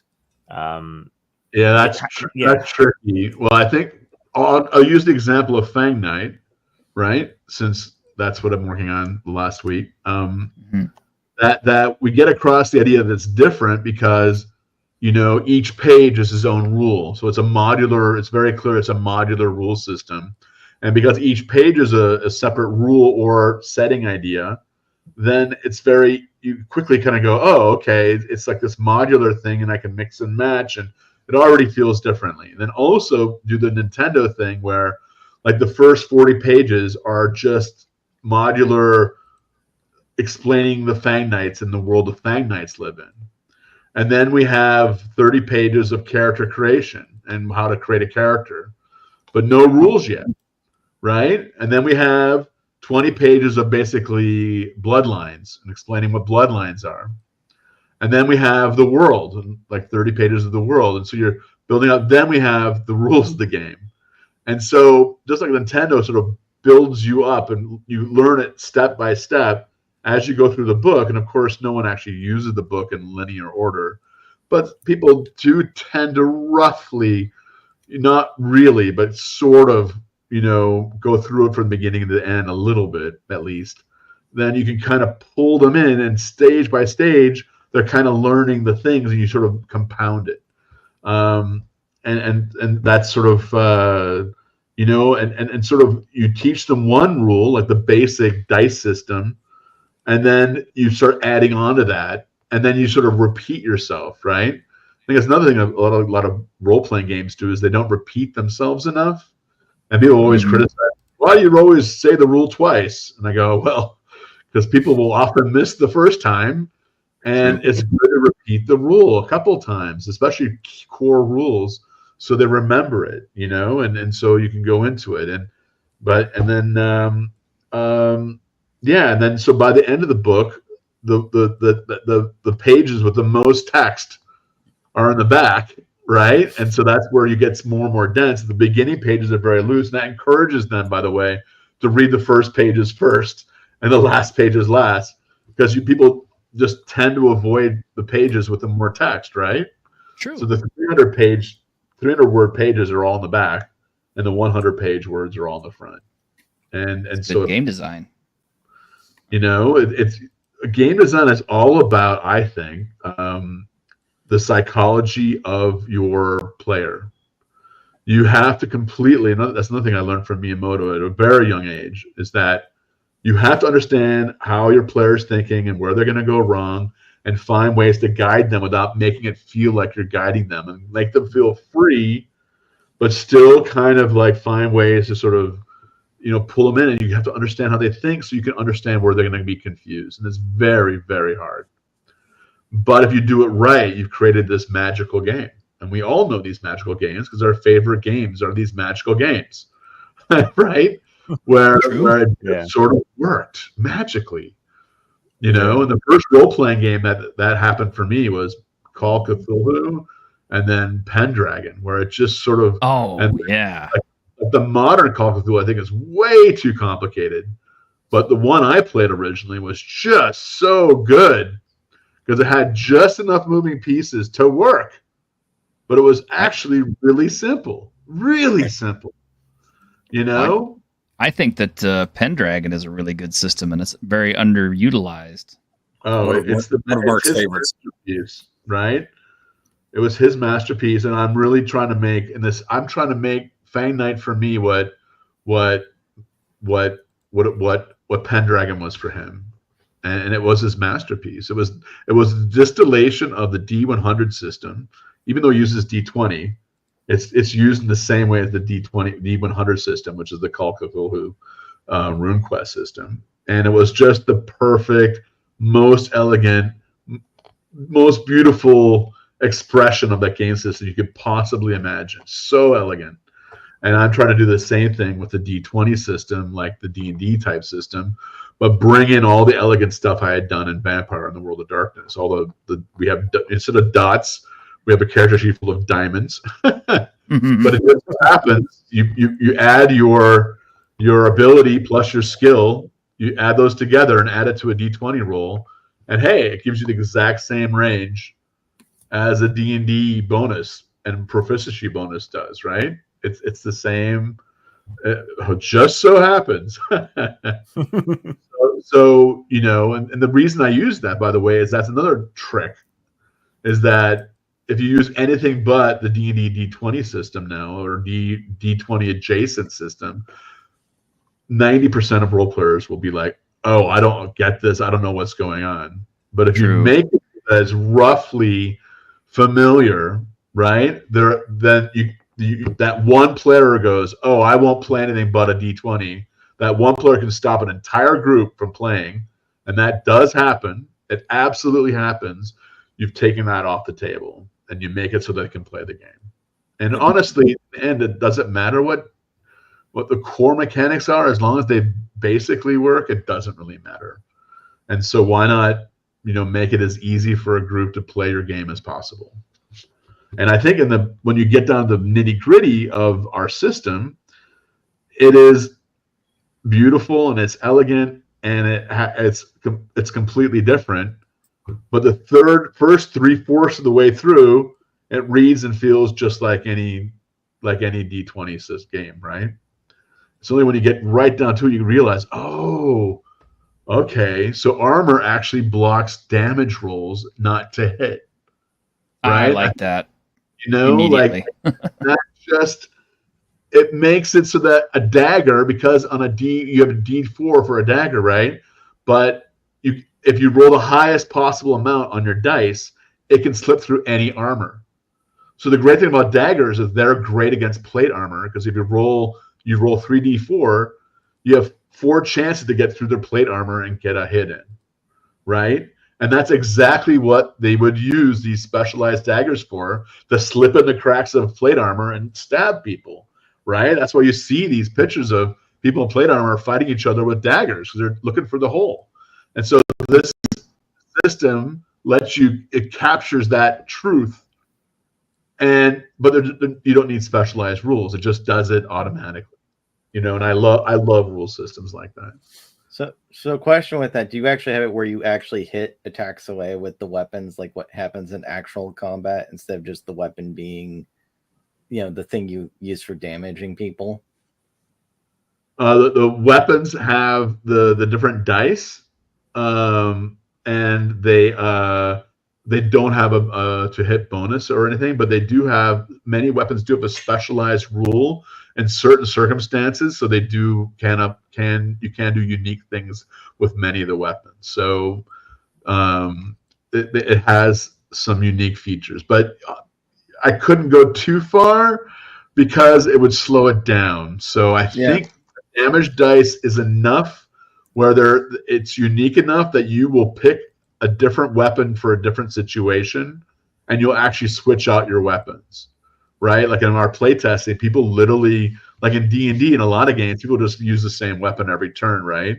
True. But in this system, people are switching out their weapons and using different tactics and maneuvering, and it's very interesting. And then also sometimes people will actually, because if none of your damage rolls do damage, you get to do knockback.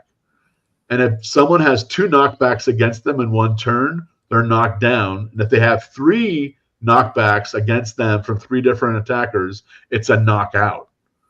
So you actually have it where the players are trying not to, they're specifically trying not to do damage, so that they're using weapons that will not do damage, so they have a higher chance of getting a knockback, so they can knock their foe out, because that lets them tie them up.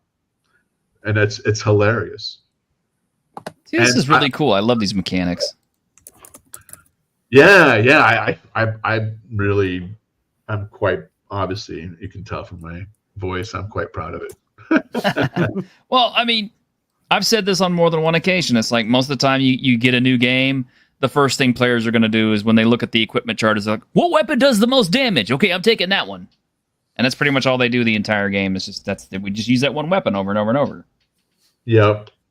And it's that, to me, is like the most boring thing about role-playing games. And a role-playing game is designed like that, it just feels so boring.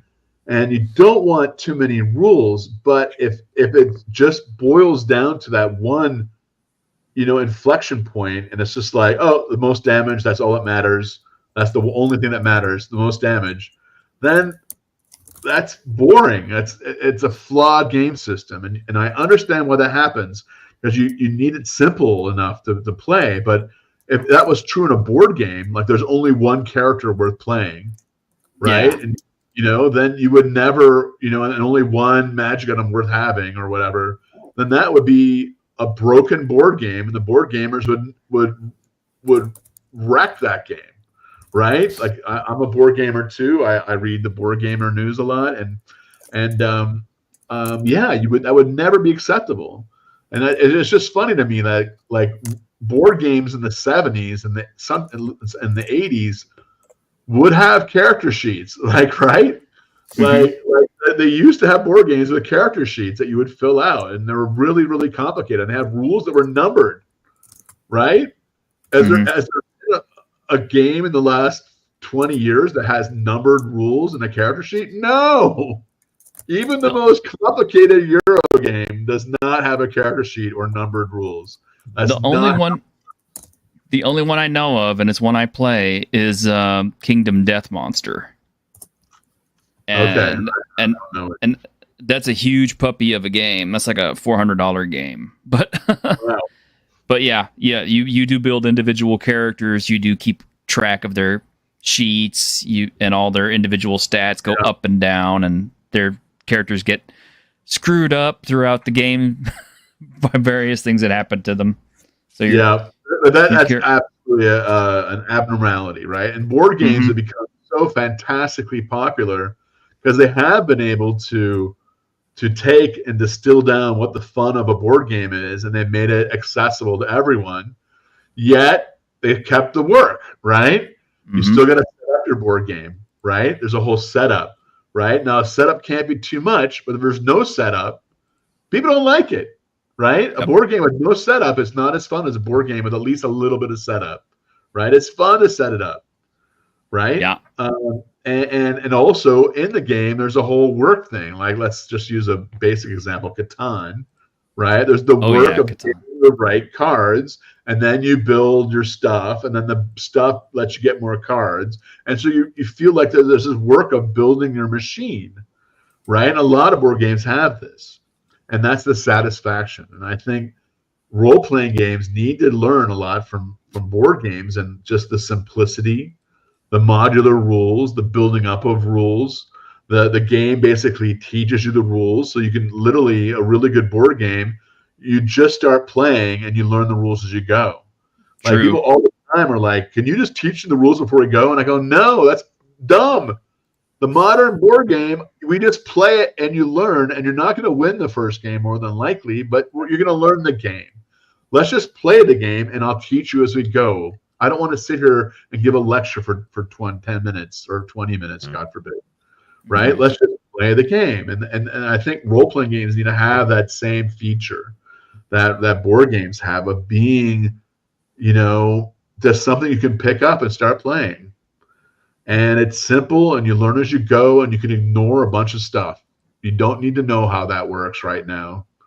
You're playing for the first time, right? And I think role players or weirdly, role-playing designers are sort of stuck in the 70s and 80s a little bit, weirdly enough. Maybe. Question with that then. You've talked about giving damage. What about receiving damage? Like, how brutal is the game?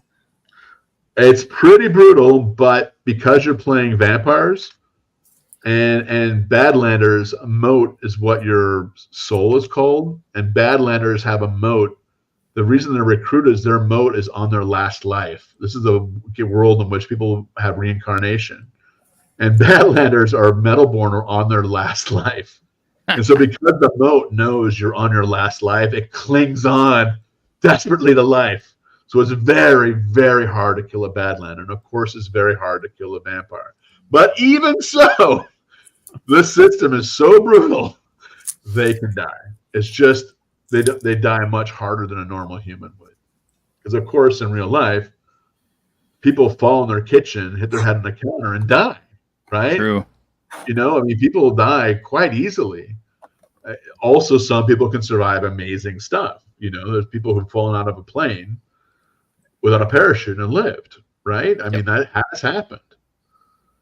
Now, that was a Russian drunk who fell on Icy Gorge and then fell down a series of snowy ledges and somehow lived. But it did happen. Yeah. Homer Simpson full. And being drunk, by the way, it's a real thing. I did a deep dive on that once, and being drunk actually protects you from injury. You're just losing. That should be a thing. It's like, if you're drunk in battle, your resistance to wound.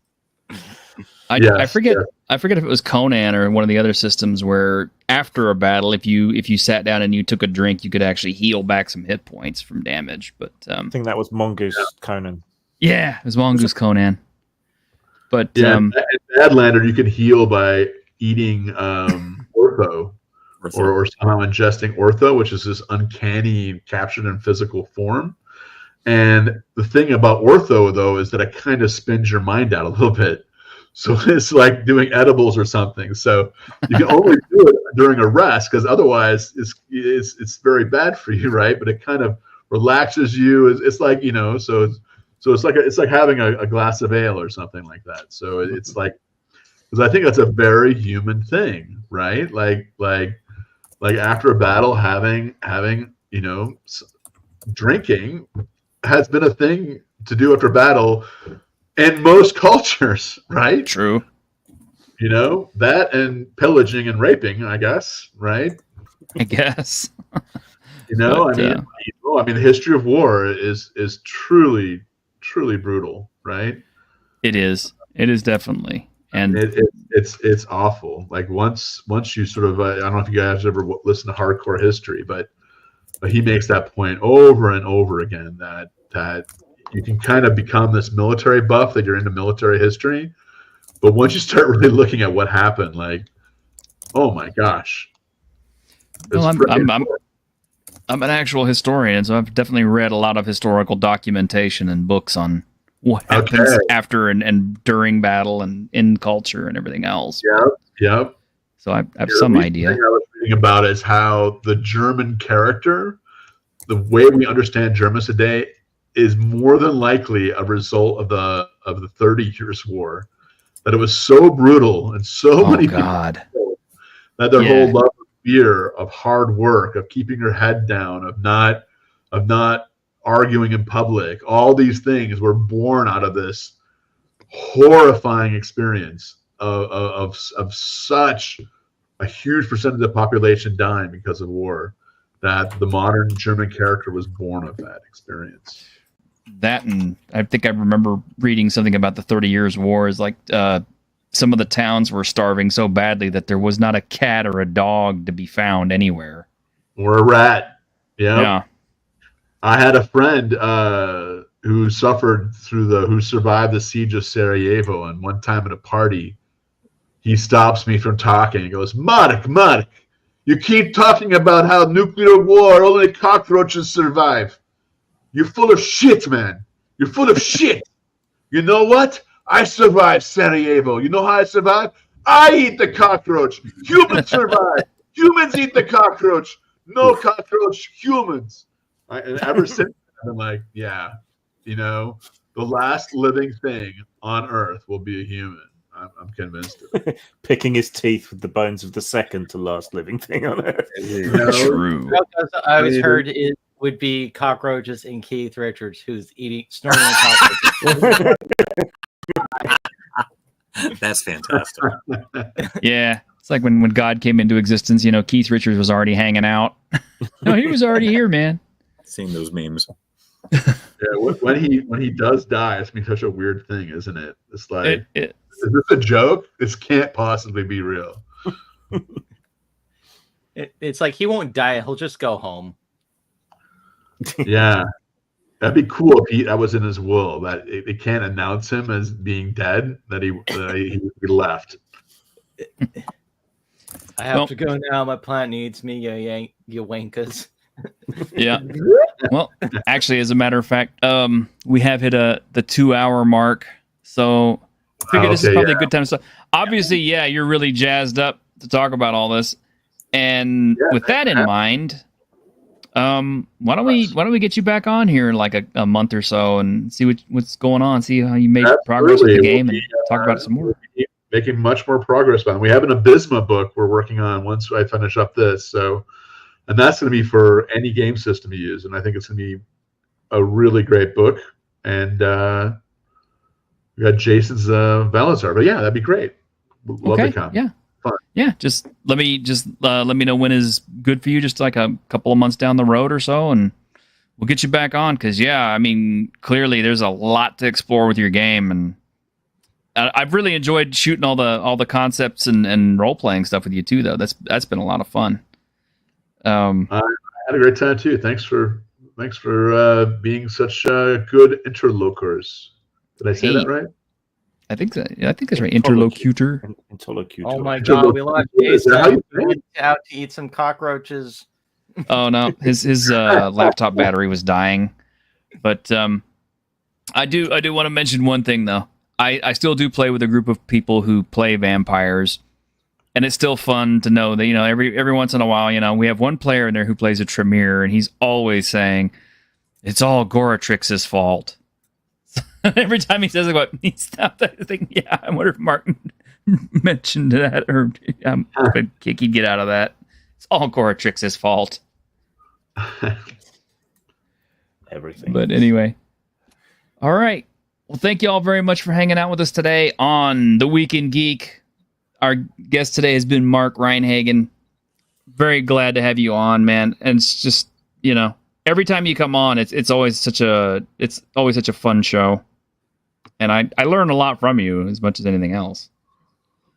Well, thank you. Appreciate it. Oh, yeah, definitely. And look, Jason found his battery. I'm embarrassed. Oh, you're fine. You're fine. And Jason, hey, thank you very much for making it all possible and being on here with us. That was always. We've enjoyed this show so much. When we launched Fang Night the first time, it was on your show. We pulled it back because we felt it needed more work. It was a successful Kickstarter, but it was good to pull it back. It was too D&D. It was just awful. We got some good reviews and some good advice, and we said we wanted to make it good, not quick. You have always been good to our show. It's always a joy to come on. Thank you. Yeah, it's our congratulations on getting your passing your mark there and being what's it called? Not funded, monetized. But yeah, monetized. Big deal. Yep. Big deal. Well, if we could get a few thousand more subs, that'd be even better. But everything will come in time. Step by step. I knew I would get here. Slow and steady. I'd get here. Slow and steady. That's how I've been building the show anyway, slow and steady. But all right, thank you all very much. And everybody out there in YouTube land, y'all have a great day. And join us tomorrow when Grim is going to be running what? The newer Robotech game, as in the not Palladium one. Good. Not the Palladium one. No. Who makes this one? I forget because my book is in the other room. I haven't finished doing pre-gens yet. So. Grim, always right on top of things. Yeah. Well, anyway, I'm looking forward to your Kickstarter in March, by the way. Oh, if for no other reason than I contributed to it. But excellent. It's by Strange Machine Games. There you go. Okay. Strange Machine. It's Robotech. Robotech. Oh, okay. Yeah.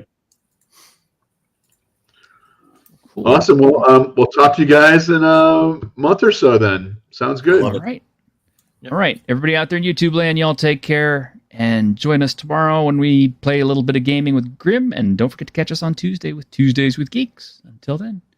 Thank you. Have fun, y'all. Take care. Bye.